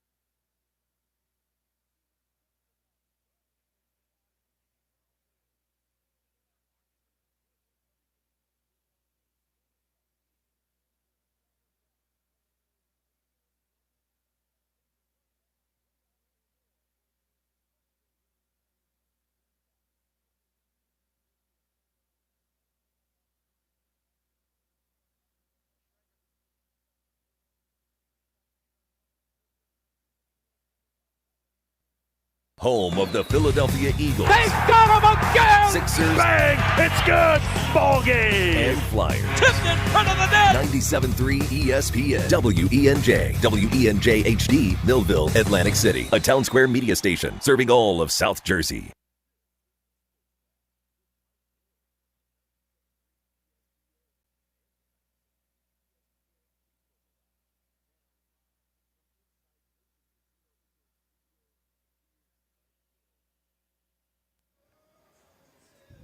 All right, 5 o'clock, Sports Bash Live, 97.3 ESPN. It's time for One Thought Every Game. Casey Joyner takes a look at every matchup this week and what it means. With one thought on each game, we'll go a little deeper on the Eagles and Raiders. By the way, the Sixers, really the Blue Coats, but I have to say Sixers because Josh yelled at me. The Sixers organization made a trade. You ready for this one? Yeah. Now, where'd you see this here? Here you are. The Blue Coats have acquired Charles Bassey. It's my favorite day. Now, I call Blue Coats games. I'm going to get to call Charles Bassey's games. This is amazing. He's a player. Bassey can play. Everybody who listens to this show is probably thinking, I can't believe they got Bassey back. The Sixers got Bassey back for Amani Bates, who, by the way, is a nice little player. But Charles Bassey's a guy that can play in the NBA. Let's bring in a guy who knows the NFL, and the Eagles will play the Raiders this weekend. A couple of years ago, Casey, the Eagles were in a downward spiral, and they played the Cardinals. And everyone said, it's the Cardinals. They'll get back on track. They lost that game 38-35. They couldn't get a stop. It was horrendous. Everyone's saying it's the Raiders. They're 2-11, one of the worst offensive lines. They're banged up. They're going to start Kenny Pickett, which might actually be a good thing for them, actually. Do you see anything about this Raiders team that the Eagles should be concerned about? Anytime you're complacent, it is a big concern. You don't want to do that because they have only the old any given Sunday thing. But when I look at their metrics, they're best in the league over the past 4 weeks at covering tight ends. They have the lowest points per PPR points per game fantasy out over the last 4 weeks. So you're not going to do well there. They're middle of the pack in vertical points allowed on fantasy points allowed on vertical passes. So you got a problem there. They can run the ball okay. They're not a great running team by any stretch, but they're not terrible. As far as they've got the potential talent and things. I'm looking at a few areas and going, look, I don't think that this is a matchup the Eagles should lose. But again, you've got a couple of areas where, hey, if you try and test them at their strong points, if you try and throw deep, you try and throw to tight ends, you might have some problems. So time to get back to basics. Nick Foles has a podcast out, which is kind of interesting. He's been talking about this offense, and he talked a little bit about how they don't have an offense. They just run plays. And it seems that they run plays that aren't working. Do they run plays to try to hide the quarterback? Do they try to run plays to accentuate the positives of the quarterback? When he says they just run plays and you watch their offense, does that make sense? Does it compute? It does. The first thing that coaches will do, like I remember the old thing about Tampa Bay back when Arians just coached them, the first play they would put in is a play called duo. It's double team blocking, it's a type of power play and things, a lot of double team blocking. And you go, the first play you're going to put in is duo? Yeah, and Arians would put that in there because they say, we're going to run duo, and we got about 10 pass plays we can run off of our duo plays, depending on our different looks. We got all these different pass plays we could do. So they should work complementary. Your run plays should open up your pass plays. Your pass plays should open up your run plays. It's hard to quantify it, but when you're watching Eagles, it's like I don't see that as in, okay, we're going to call this play, then we're going to call this play, then we're going to call this play. They're not doing sequencing plays where you're, hey, we're doing this play to set up this other player. If they are, they're not doing it with enough frequency to make you go, hey, that's working. And part of it is that, I think, at least in the Monday night game, part of it was that you go on up against a defense that gives you all kinds of different looks, and you may want to do X against this look or Y against that look, so you try and do these plays independently instead of trying to do them together. But if you do that, you're letting the defense dictate to you rather than vice versa. Yeah, and you take a look at what their passing game is, all right? The thing that Foles kind of talked about in their offensive passing game, he said they lack fundamentals. In other words, and he's saying the receivers, they don't run good routes. When you look at the pass game, is there more they can do in this passing game? When a team I think that's an obvious answer, by the way. Yeah. When a team does what the Chargers did on Monday night, a lot of times they were doing spot drop. We talked about this on Tuesday. Spot drop is a type of defense that it was big in the 70s, and every team still uses it. It's used at all different levels, and it's not like it's not used. But what happened was Bill Walsh, among others, who's the leader of it, but a lot of people figured out ways to go. When you do spot drop, you're doing a static defense, and then you know where the defenders are, and you can keep them in those places if you do certain routes. So when they do that, when the defense does that, it's saying to you, we don't think you can run routes to make us get off of our and make us stay in coverage, because we can go ahead and jump on passes, because that's what was happening. They're sitting back there watching Hurts, and the minute he starts to throw, they're coming up on the passes. So it's like, if they're going to run static shells like that, there's so many different core plays that you should be able to call to say, if you're going to do that, we're going to mix it up. But the point is, if you call a play against a static defense like that, and they play say a match front, you've got problems. And you can split your offense and say, we're going to do some on this side, some of this, or we're going to do something for match on this side, we're going to do something for zone on this side. But now you're changing what you have to do in offense, and I don't think that they do that. They pick a spot, and then if it doesn't work, then they're kind of in a bad spot. So they've been very simple and basic. Like, you've seen this offense. We've had this conversation for years and years and years. Are they doing anything differently this year, or try to do anything differently this year than they've been in the past? One of the things Nick Foles said is, this is the Frank Reich offense. This is the same offense that I ran when I was there in 2017. It is, and it can still work. It's just, you've got to be able to,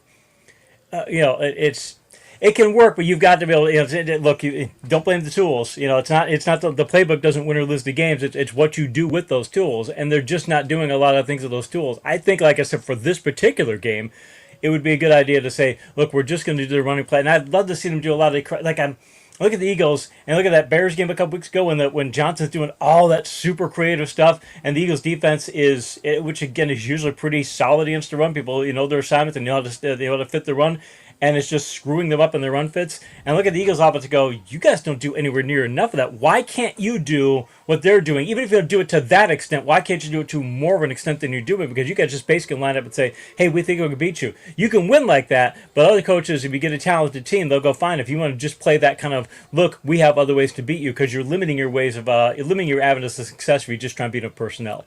So I would imagine you're looking at the run game this week. Let's look at Philly. They ran the ball okay last week. They hit the 52-yard run, but that kind of clouds it. They had a couple good runs, but it seems like every week we're like, can they get the run game going? Well, if they can't do it against the Bears, you got problems. Well, they didn't do it against the Bears. Can they run the ball against the Raiders? Theoretically, they should be able to run the ball 40 times this week. They should be able to. The Raiders over the last 4 weeks, they're 25th in points per game allowed, fantasy points per game allowed on planned rush plays. 119 rushes, 503 yards, 20.1 points per game. I mean, they're just not very good. You've got to stay patient with it, and hopefully, again, on offense or on defense, you can get a couple of turnovers and things, because that's part of the problem on Monday. If they didn't lose the turnover battle as much as they did, they'd probably win the game. So you need to stay with that. I still think, they got the big run because they got the Chargers out. The Chargers overplayed to one side and the Eagles ran to the other. If the team makes a mistake like that, you got to take advantage. And the Eagles can't be good at that. They have shown that this year, where if you don't play your run fits right, if you're not playing the run right, we can get some big plays. I think they need to plan for a lot of that. And I said 100 times, and I know they're trying to keep Hurts healthy, and I get that. I'd love to see them start to do some zone read stuff, mix some things in there, and get back to where he's more of a true rushing threat, because I just don't think they've used that enough this year. And it's one of those things that when you do that, it's so easy to add a gap in the running game, and suddenly it opens so many things up, and I just would like to see them do that more. But again, I get why they don't want to keep Hurts healthy, but it's not your time where you need to turn things around, even if he takes a hit or two. All right, let's look at them in the passing game, which has been a struggle.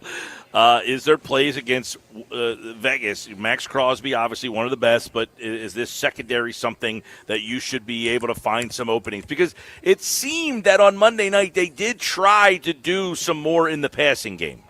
They did, and we're trying to be more aggressive and such. And do you have opportunities? You do have opportunity against the Raiders. You do have that, because they lost one of their starting cornerbacks to an injury last week. So Jeremy Chinn's the guy you probably want to go after. He's their nickel cornerback. Last 4 weeks, 18 targets, 14 completions, $146 in yards. That's a 77.8 completion rate, 8.1 yards per target. It's 10.2 PPR points a game in fantasy, which is you don't want to be in double digits in that area.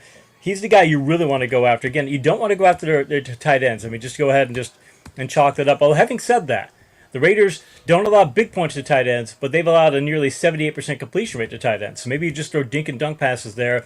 And they're good on vertical passes, or they're good overall on vertical passes. They're not great. So it'd be hey, let's throw some dink and dunk passes to Goddard. Let's get some vertical passes in there because that's what they were doing well in that game. Let's get some things there and threaten those defenses and try and get one of those safeties out of the box. If you keep that safety out of the box, the Raiders don't do a lot of things to be able to get themselves back to win run plays when they're the safety in the box. And if you don't do that against the Eagles, you should be able to get a lot of running plays. And I'd like to smash mouth football with some counter-punching vertical passes. That's the Eagles' formula to success. Let me ask you this: if the Eagles if the Eagles' offense struggles this week, at the end of the day, when we talk on Tuesday, will that be this offense is broken and unfixable? Yeah, I would think at this point where it would be that teams have figured out what you're doing and teams have figured out your weaknesses. Because the Chargers sit back and play spot drop and they get some picks off it. All right, so the Raiders are going to say, hey, we're going to try and mix in some match, then we're going to do some spot drop, we're going to do some things to try and mix things up. If you can't fix that in a week, and you can't, because you've got the game, the playbook has, if they're going to do spot drop, the playbook will have, hey, this is what we're going to run against that. If you can't figure a way to do that, or can't figure a way to identify that more, or can't figure a way, hey, are they in zone or matching things, and there's ways to do that too. If you can't figure that out beforehand, you got problems. So, yeah, you need to have some identification, something of that nature. Or at least you need to give Hurts a lot of really easy reads, really quick passes, and don't make him do those things. And if they're going to sit in spot drop like that, there's other things you can do against that too. There's a lot of things you could do against that, and you need to get him out of it. And yeah, it will be broken if they can't do it against this defense. All right, we'll get your ultimate look at that game coming up in just a minute. Let's get into one thought every game. Casey Joyner from The Athletic here. Here we go. It all begins on Thursday Night Football tonight on 97.3 ESPN. It's the Falcons and the Bucs. The Bucs need this game. I mean, that was an awful loss for them last week to the Saints. Are they running out of gas, or are they getting some much-needed ammunition right now? Well, I'll tell you what. By the way, all my confidence picks articles, you can find them at The Athletic in my in the Casey Joyner section, and it's my weekly picks article. I will talk about the headline there in just a little bit. But for this game, these teams are slumping. The Falcons have better defensive metrics. The Bucs are better in special teams. Tampa Bay could get Mike Evans back this week, and that's going to help them attack a very shaky Falcons secondary. Having said that, though, I think Tampa's got enough to win, but their passing game has been so subpar of late, even with Evans back in the favorable matchup. I don't think they're going to win by a lot, but I think they're going to win. You can listen to that game tonight on 97.3 ESPN. That game will be on right after the Flyers and Vegas. You can listen to that right here on 97.3 ESPN. All right, over on Rock 104.1 on Sunday, Browns and Bears. Big game for the Bears here. They lost last week. You went from the 1 seed to the 7 seed, so they need a rebound here. Yeah, and mind you, they're the better offensive team, but Sanders looked good last week. He played quite well, and there's things he can do, and he looks more comfortable by the week, which is good. That's why the Browns are like, hey, he's going to be our quarterback for the rest of the season. We'll see where it goes from there. The Browns, they're very good pass rush, very good pass coverage. I still think the Bears have a lot more firepower on offense, and their defense is playing better. Not great, but better. As good as Sanders is, I still think Chicago wins, but I'm going to bet Cleveland keeps it pretty close. All right, Ravens and the Bengals. Bengals are kind of out of this now. They look like they were going to be a spoiler, but they can be one here. The Ravens lose last week at home to Pittsburgh. Can they get tripped up again in Cincinnati? At least Cincinnati can sell itself on the idea that, hey, if our season's going to be over, we could take the Ravens with us. That'll motivate them because how these teams are. Burrow makes scoring 30 points look easy. Baltimore has allowed 59 points and more than 500 net passing yards the past 2 weeks. The Ravens haven't scored 30 or more points since week 2. And this is not a great offense. I'll take Cincinnati for the upset in this game. Okay. He likes the upset on that one with Cincinnati. That would kind of be a big dagger in the Ravens. All right, Chargers and Chiefs, one thought every game. The Chiefs done, or the Chiefs done, or the Chiefs done. Well, they get the chance to save their season against an old division foe. They look done, although they were banged up in the offensive line. If they get healthy in the offensive line, things might get better. The Chargers' rushing attack look better, but they can't block either. They can't pass block at all. LA's got better pass defense. They're much better on special teams, but the Chiefs do stop the run well. They're not as good at stopping the pass this year, but they do stop the run well. So if they can stop the run and get a pass rush on Herbert, and I think they're really desperate to win. I mean, they've been desperate, but this ends their season if they don't. I think Patrick Mahomes probably steps up, or at least the Chiefs step up. They may do certain things and maybe not lean so much on Mahomes given how that passing game's going. But I'll take Kansas City. All right, like KC to save their season. One thought every game, Bills and the Patriots. Okay, Bills, can they keep their AFC East hopes alive. You know the Patriots lost to the Raiders in week 1 and really still have a chance to win the division. When you say that comment, think about it. That's incredible, and it just shows how team development happens, and what happens every overreaction week 1, and this shows that you can't do that. Toughest game to pick on this board. Buffalo's better in their ground game. They have better pass coverage. New England is better pass rushing and better pass blocking. Patriots are healthier than the home team. I can't pick between all of those. I'm going to pick Buffalo for the win, as I write in the article. At the time that I printed that the article ran, Buffalo was favored by 1, so I'm going to have to pick them to cover the spread too, just the way that works out. But I think this is still a toss-up game. Okay, one thought every game, Commanders and Giants. These two teams playing out the string. Both of them can play spoiler in the NFC East here. This one is the Giants don't have the funny thing is Giants don't have a huge stat lead in this matchup. They do have a lead in a number of areas. Washington's really bad. And Mariota, switching back to him, is good, but they have no running game whatsoever. And now they lost Ertz, so now their receiving core is hurting. I think the Giants aren't great, but with you've got Dart and you've got the rest of what they have on offense. They got really good ground game too. They should run for a ton. I'm getting Giants players in my fantasy lineup, so I like them to win. All right, one thought every game. By the way, the Eagles play the Commanders twice down the stretch. You can, of course, check that game out next Saturday on 97.3 ESPN. Jets and Jags. Jags have the lead in the AFC South right now, and this is a spot you don't want to stub your toe. No, and the Jets deserve kudos for playing better of late. I mean, they were terrible earlier this year. They've been solid, not great, but solid or mediocre. Early in the year, they're pushing towards 32, like the worst team in the league. Now they're 20. It's better, but they're still nowhere near the Jaguars level. Every time I look at the Jags, I keep thinking, we're underselling this team. This team is the best run defense in the league. They do a number of things well. I'm like, we should be thinking of this team as a potential Super Bowl contender. They're that good. I think they'll step up and win this game big. One thought every game. Casey Joyner from The Athletic. Let's go to the Cardinals and the Texans. The Texans, with a win, keep themselves in the AFC South race. They are right now. I mean, they got a vibe. This is a team you don't want to play. No. And the defense is playing exceptionally well. They've got a gargantuan edge of special teams. I cannot begin to tell you, look at the numbers of Arizona special teams. They've set a new floor. They're that atrocious as special teams. Like, I cannot believe their numbers are as bad as they are. They've got minus 29 in special teams expected points added. The next team is minus 15. They're atrociously bad. Texans are healthier. They're at home. When I wrote the article this week, Houston was only a 9.5-point favorite. They ought to be a double-digit favorite. They should be 12-point favorite at least. Take them big. All right, I like that. There's the confidence pick in that one. One thought every game. Packers and Broncos, good one here. Broncos obviously on this win streak. Packers, they need this win to stay in the top spot in the NFC North. That's the headline of the article, is how the Packers can beat the Broncos, which is surprising. But the Packers are a surprising road favorite. And at first I'm like, Packers are a road favorite? Broncos are a really good team. Started to run the numbers. I got a bunch of categories to look at for these articles. The Packers have the advantage in every defensive metric, a better passing game. I think they have more avenues to win. And when I'm looking at these things, even the Denver's the home team, I like to see more avenues to win. That's kind of why I look at all these categories. And I see more of them for Green Bay, so I'm going to take it for the upset. Whoa, I like that one. That would be fun. One thought every game, although the Packers right now have the 2 seed over Philadelphia, who is the 3 seed. Lions and Rams. This is a good one here because the Lions right now, outside looking in, they need to get a win somewhere to kind of get back into this wild card. But you got the Rams, who are the 1 seed. This one should be a very big, heavy hitter. The Lions last week showed if you get in a scoreboard shootout, they can keep up with a scoreboard shootout with a team that has a subpar defense. Dallas is a better defense than they did earlier this year, but they're still not a good defense. The Rams don't have a subpar defense. They have that Carolina stub, but overall, when you look at their metrics and how they've been playing exceptionally well, and their offense is every bit as good as Detroit's. So when you look at that, they're also healthier and they're at home. I'm taking them to win. All right, one thought every game. Casey Joyner from The Athletic. Let's go to Panthers and Saints. This game you probably looked at 3 weeks ago and like, Panthers could win the South right now. They could. Funny thing is, though, every year we talk about the Panthers, like, are they really this good or are they really this bad sometimes? Like, wow, you just can't get a feel for them.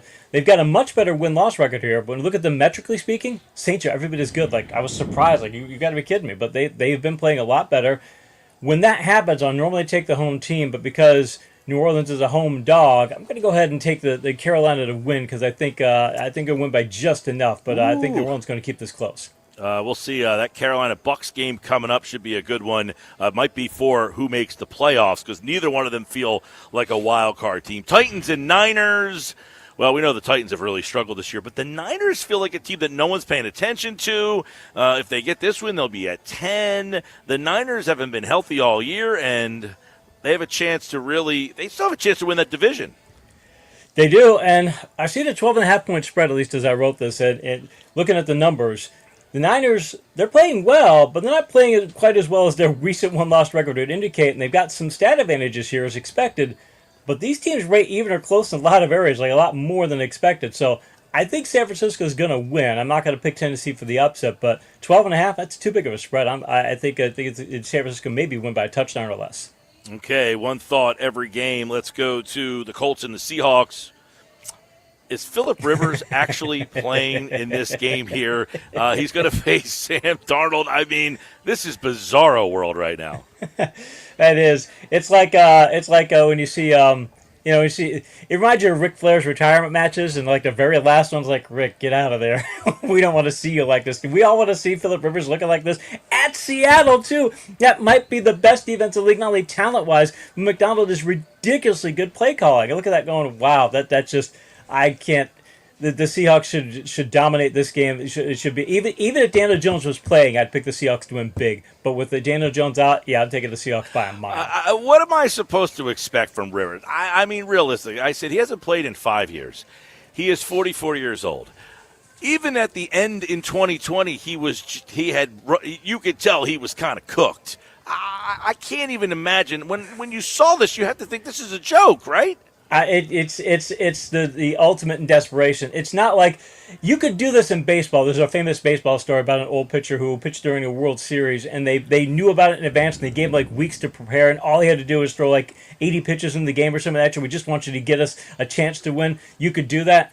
This ain't that situation. What are you gonna? I mean, okay, are you gonna have him throw vertical passes against Seattle, against that pass rush? Really, you're gonna have him throw vertical passes? If he don't, it's a bunch of dink and dunks. And if it's that, I mean, is he gonna get picks and things? He has no mobility. I mean, they're gonna attack the offensive line. Yeah, I can't see the path for upside here.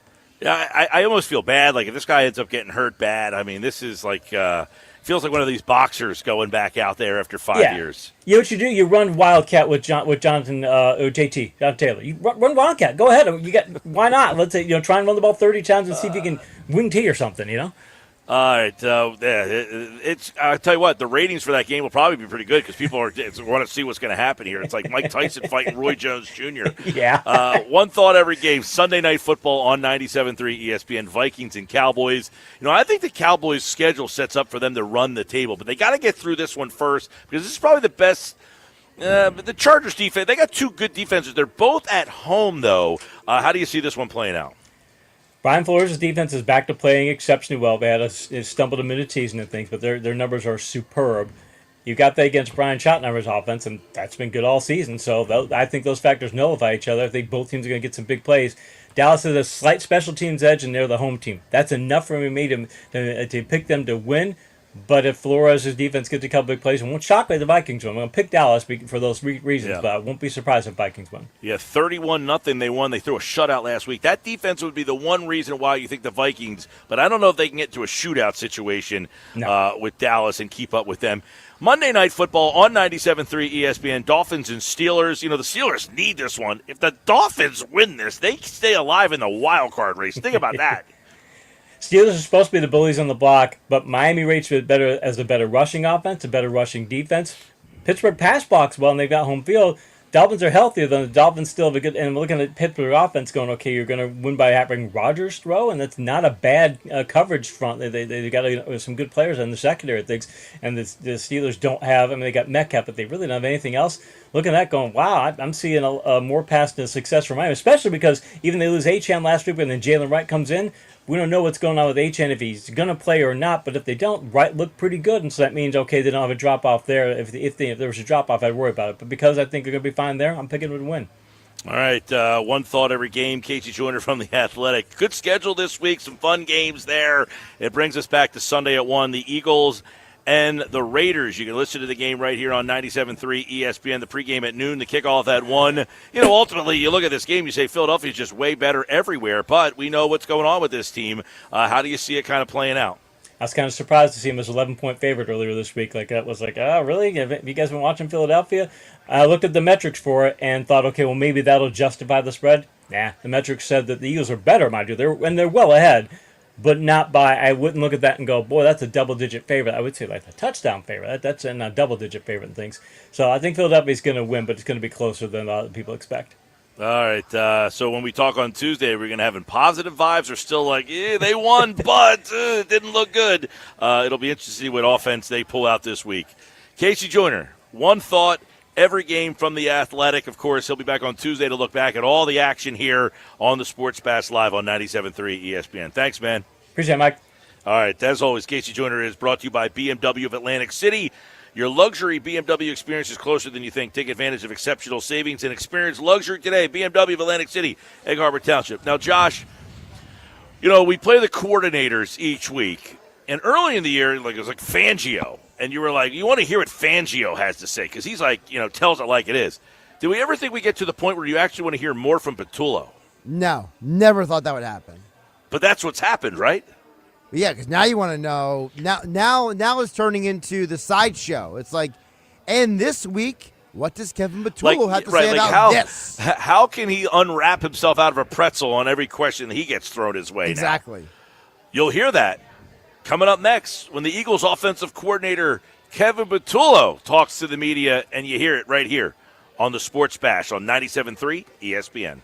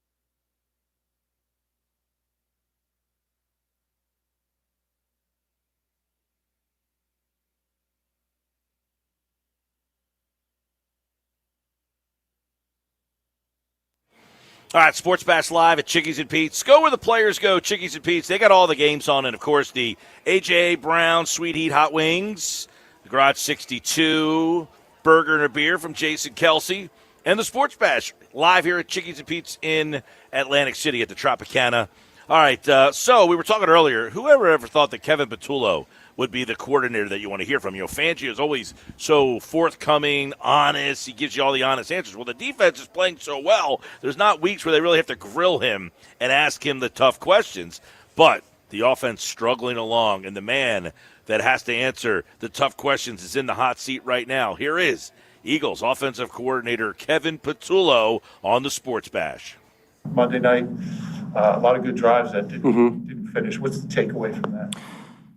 It's really frustrating because obviously, red zone wise, we've been, one of the best teams in the league in the red zone. So it's frustrating when that happens because when you have good drives, you can get it going and then you just can't capitalize on it with a touchdown. You come to the sideline, you're excited about the drive and we had good plays, but ultimately, when we get down in there, we want to score touchdowns. That's the name of the business for us on offense. And it's frustrating. On the positive side, when you look at it, it's like, okay, let's see what they're doing. When it's in game, what are they doing? Is it us? Is it them? How do we fix this as we go?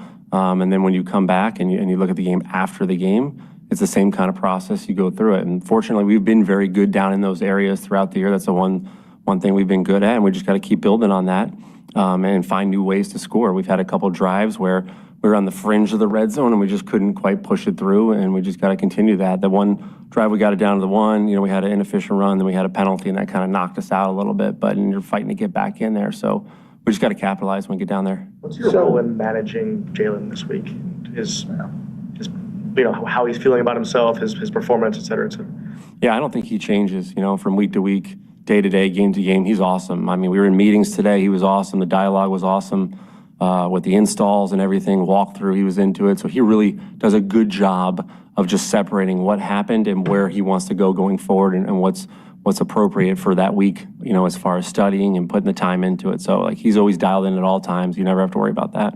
I think there's a stat out there that I think when he goes over 30 pass attempts, I think the record's 1-5. Do you try to be cognizant of that to maybe try to not get him over that number to kind of run the ball a little bit more? I think when you look at those kind of numbers, it depends on the game, right? We had an overtime games, we had more plays. If you have more third downs or you have, more passes in a 2 minutes, sometimes those numbers can go up. So if you look at it situationally, sometimes you can see your target, area of trying to be very balanced, which is always what we want to try to do. And if it gets over those kind of numbers, if a quarterback's throwing it a ton, why is it? Is it situational ball? We have a lot of third downs. We have a lot of 2-minute drives. Do we get an overtime where we're doing something? Are we on the ball? We're pushing the pace and we're completing it. So I think when you look at it from there, that kind of tells you more of the picture. I don't think when you just look at numbers, that's really a thing. Or if you're down by points or you're chasing points, we've had some games like that this year too. So I don't think it's a real stat that you really need to look at too much. I know you guys don't want the turnovers, but it did seem like the passing game and the running game were both clicking on Monday night. Was that just a result of maybe what the Chargers were doing, or do you feel like there was a schematic thing that you use that you feel can be a positive moving forward for you guys? It's a definite positive. I think we've been close multiple times. In certain games, you can see the Vikings game, the Giants. There's certain games where we've been kind of on it and able to push through and do some really good things. Some games it's kind of been up and down, and we've had those moments where obviously we know we want to be better, but I think there were some positives that came out of that game. We were able to do some different things that we've been pushing towards doing and trending towards at times that showed up and was very encouraging. I think the guys felt pretty good about the things we did well on. They know what we need to fix and kind of continue to grow from, and the plan can keep growing from there, especially this week going forward. Jalen specifically how he attacked the middle zones of the field. What did you take away from Monday night, and can he build on those things? I think for sure. I mean, he did a good job. And I know we talked about the turnovers, but when you look at the game as a whole, he did a good job of seeing the coverage and throwing the ball where it needed to be versus certain things and finding guys and anticipating some throws. So it was really good to see. And he had done that before in multiple other games. So it's just building on that and finding what a defense does. And if they give you something that you can attack, you got to go in on it and put it, in practice and work on it. And so he gets those reps and it shows up in the game. And that's kind of, the pattern you want to do. You want to keep putting things in so that when you practice them and then they appear in the game, you can build on it from there and you have confidence going forward. I know you mentioned the pass attempts being high. The rush attempts, just game to game, have been low for him.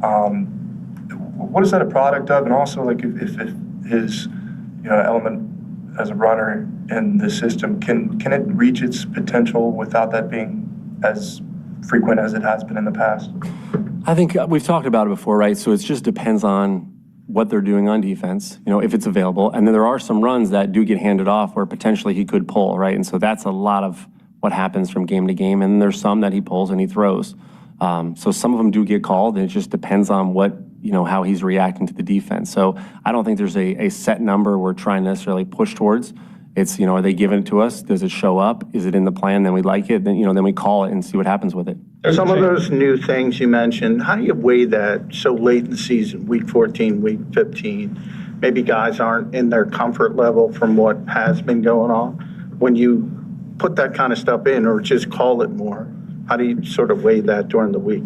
So really what it goes back to is there's always a foundation from something, right? So whether it was a play we had in training camp or an earlier game plan, and what you're trying to do is just kind of build from that and give examples and why it's being used and how to do it and why we want to do it. And so you're always referring back to something to try to build on. And so when you put new things in, you got to practice and rep it. And if it's not ready that week, if it's not ready this week, well, maybe it works next week. And if it does, we'll put it in next week again, or you tweak it slightly. So you just you're always slowly developing things as you go, and you feel like it's time to put them in and they're ready to get called, you get them called. So I think it's just kind of a process over the season. And if there's something that we've done in the past that we can bring back and kind of retool it and do something different with it, that's available too. So it's all about reps and practice, really for every position. It doesn't matter whether it's the quarterback, the receivers, the O-line, running backs. It's just being familiar with the practice of, hey, this is the play, this is why we're trying to do it. And if we get this opportunity, this is what it should look like and feel like. And if it's not that, how do we problem solve it? And so you go through that process of, if this is not the coverage we're looking for, the front we're looking for, how do we effectively get the most out of this play? And so sometimes it does take a little bit of time when you're doing new things, and then when you're comfortable, you can just let them rip. So would you say it's more organic than, say, at this particular week, we want to improve this aspect? It's going to be a little bit of both, right? You got to be confident, and the players have to be confident in what that new thing is. You can roll out anything new you want that week, but if it's so new that players and coaches are like, well, this might work, that's probably going to be a little bit tricky. So what you want to do is you always want to make sure that, A, it's detailed, right, as far as the coaching and the player standpoint, but everybody's comfortable with it, because ultimately, once it gets called, right, the players have to go execute it. So it's a matter of just being comfortable with those calls and understanding their defensive techniques and what we're looking for and how to do it. There was a lot of talk last week about Nick being more involved in the offense. I was wondering from your perspective what it looks like when Nick is more involved, and then how helpful that was to have him more. So really, I've been here obviously for 5 years. So it's funny because it's really no different than any other year as far as Nick being involved. And so when you go back to Shane and Kellen and myself and Brian, whoever, he's always been involved, right? He always obviously knows what we're doing, and he's an awesome resource for all of us as coordinators. And that's the coolest part about him is he'll do anything. So if I say, hey, I need you to help me on this, he'll do it, or whatever it may be. And that's, I think, the best part of his leadership style and him being a head coach. He's able to do that, remove himself from it, see the big picture, and help out where needed. And so, really each week he does what he needs to. He'll ask me things, and we'll go back and forth. And ultimately, when he feels like, hey, I can help, it's been great. And that's really, like I said, you go back to our first couple years, he was extremely hands-on, and that's the way he's always been. So it's super beneficial, his expertise and stuff. And him and I have worked together, obviously, every year in so many different ways, whether it was head coaching stuff, offensive stuff. So we work really, really well together. So it's fun and a good process to have him, throughout the week to bounce things off of him and get it going. You'll face Kenny Pickett this week. You were with him, obviously, last year in a different role, but what are your thoughts about him as a quarterback, and could that be an advantage for you guys knowing what he likes to do? I don't know if it's an advantage per se. I don't know their game plan on offense and how they're going to use him, but I will say Kenny's a great guy. He worked extremely hard for us last year, was always ready and prepared, and did a nice job in the games he had to play in. He really did. I really like Kenny. I think his football IQ is really strong, and he's a good player. So I don't really know their offense per se. I haven't really watched him on tape a bunch, but Kenny's going to work hard, and he's going to come in. Obviously, he's a local guy, and he's going to want to do something. So we'll see. Whenever you ask Nick for help, what kind of resource is he? What do you ask him for help on? Well, really, it just depends on what we're doing that week. As far as whether it's game plan, whether it's game management stuff, just there's a lot of conversation. There's things that we like to talk through from Monday through even Sunday morning prior to a game. And there's kind of like a list of things we always do since we've been here together, and we work through those. And sometimes it takes us longer to work through them, and it kind of feels like at the end of the week, once you get through it all, you're really prepared for the game. So that's kind of how we go through it together, and we've been doing it now for 5 years, and it's been pretty good. Okay. Thanks, everybody. Thanks, guys. There is Kevin Patullo. I mean, not a lot there from what I thought, except for one thing. Did anybody catch what he said early in the thing? He said, it's frustrating. We're good in the red zone. It's about the one good thing we've been good at. I mean, was that a fraudulent slip? I think so. I mean, did he realize what I said? As soon as I heard that, I wrote that down on my notes. I said, frustrating, good red zone team. It's about the only thing we're good at. I saw the text board started to light up. Somebody said, let me give that guy some credit. He says, did Patullo just say that the red zone offense is, quote, the one thing we've been good at? He's letting you know how he even feels. Yeah, I did catch that, George. Yeesh. All right, when we come back, we'll wrap up tonight's show. We'll get you set for tonight and the weekend and everything that's going. It's a Thursday edition. We're live at Chickies and Pete's at the Tropicana in Atlantic City. Stop on out for Flyers hockey tonight, Thursday night football tonight, Army-Navy this weekend. We'll be back with more Sports Bash, wrapping it up next.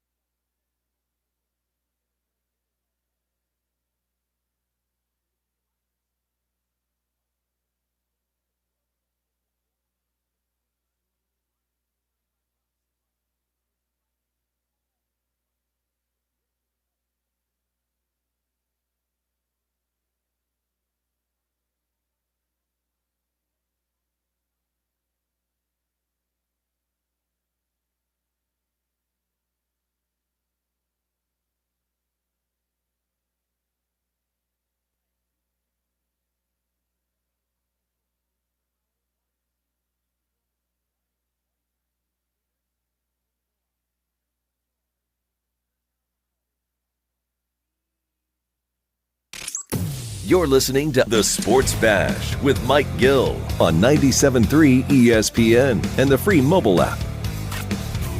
All right, we're getting ready to get out of here. Don't forget, tonight, Flyers hockey taking on Vegas. You can listen to that game on 97.3 ESPN, followed by Thursday night football, Falcons and the Bucks tonight. Bucks need the game. I mean, they are pretty much they lose this game, they're in some trouble. Although, I mean, depending on – it doesn't matter what Carolina does this weekend. Those two teams, I think, are going to go down to the wire. So that's tonight on 97.3 ESPN. Tomorrow – is Sixers-Pacers. You can listen to that game on 97.3 ESPN. Saturday, Army-Navy, Flyers-Carolina, and then the kickoff of bowl season. We'll have Boise and Washington in the L.A. Bowl. You can listen to that on Rock 104.1. NFL Sunday, Eagles-Raiders on 97.3. Browns and Bears on Rock 104.1. Flyers-Carolina on Rock 104.1 Sunday. Sixers-Hawks on 97.3 on Sunday, and then Cowboys and Vikings. So it's a busy little weekend here, but the bowl season begins, and looking forward. I love the bowl season. You know, everybody talk about, if you heard this stuff with the bowls, that they, you know, the bowls are dying, and they're talking about moving some of the bowls to the first, couple weeks of the season? Correct. The idea being Really? that they would have, the classic, it used to be the big matchups of the ranked teams, they would land in bowl games at the beginning of the year. Right, so, instead of, when you have these August, the last week of August, the week 0, just two random teams playing in Atlanta or somewhere, you would be hey, Boise State and Washington are playing in the Cure Auto Bowl on August 28th. Right. Kind of loses its luster, don't you think? Oh, it definitely loses luster, but they've already killed the luster. Yeah, there's too many bowls. Well, no, not the too many bowls. Well, there are. It's a side issue. There are, though, so you can space them out. It's the issue of now there was something to look forward to at the end of the year for these kids and these teams, these programs. The programs get their money. The kids will go and get an experience. Now, the programs... And don't leave out the fans, the alumni and the fans. Get to travel. Listen, I don't care about the bowl game. It's much, hey, let's all just go for a weekend down in Check wherever. out Memphis. Yeah, I'm going down to Annapolis for the Military Bowl. There you go. Do the kids really care about the experience, though? Well, not anymore, Let's because be honest. they've been told not to care, Pete. No one tells them what they're going to look forward to. They're going to say, you don't want that. Yeah, I don't want that, because they're gullible. Well, I think it's just all about the money now. I mean, that's all they care about. Well, if it was built into their NIL contract, you bet they play right. Listen, all of it is, again, I wish we had a full show to kind of talk about this. It's the greed that has come in, and if it's not for the national championship, the playoffs is all that matters, so these bowl games don't matter, and all of it has just infiltrated to something that was cool for the kids, the fans, the alumni, the town. You go to Annapolis. I went to the Military Bowl last year. Friday night, they played Saturday, was the bowl game. Friday night, they did it was a whole East Carolina and NC State played. They did a whole bar-hopping, bar tour throughout the whole downtown of Annapolis. The town was packed for that game. And now the towns lose out on that kind of stuff, too. The alumni, it's just a cool thing. So it's a shame to see that all kind of go away. But I love the bowl season. We carry as many games as we can for you right here on 97.3 ESPN. Have a great night, everybody. See you.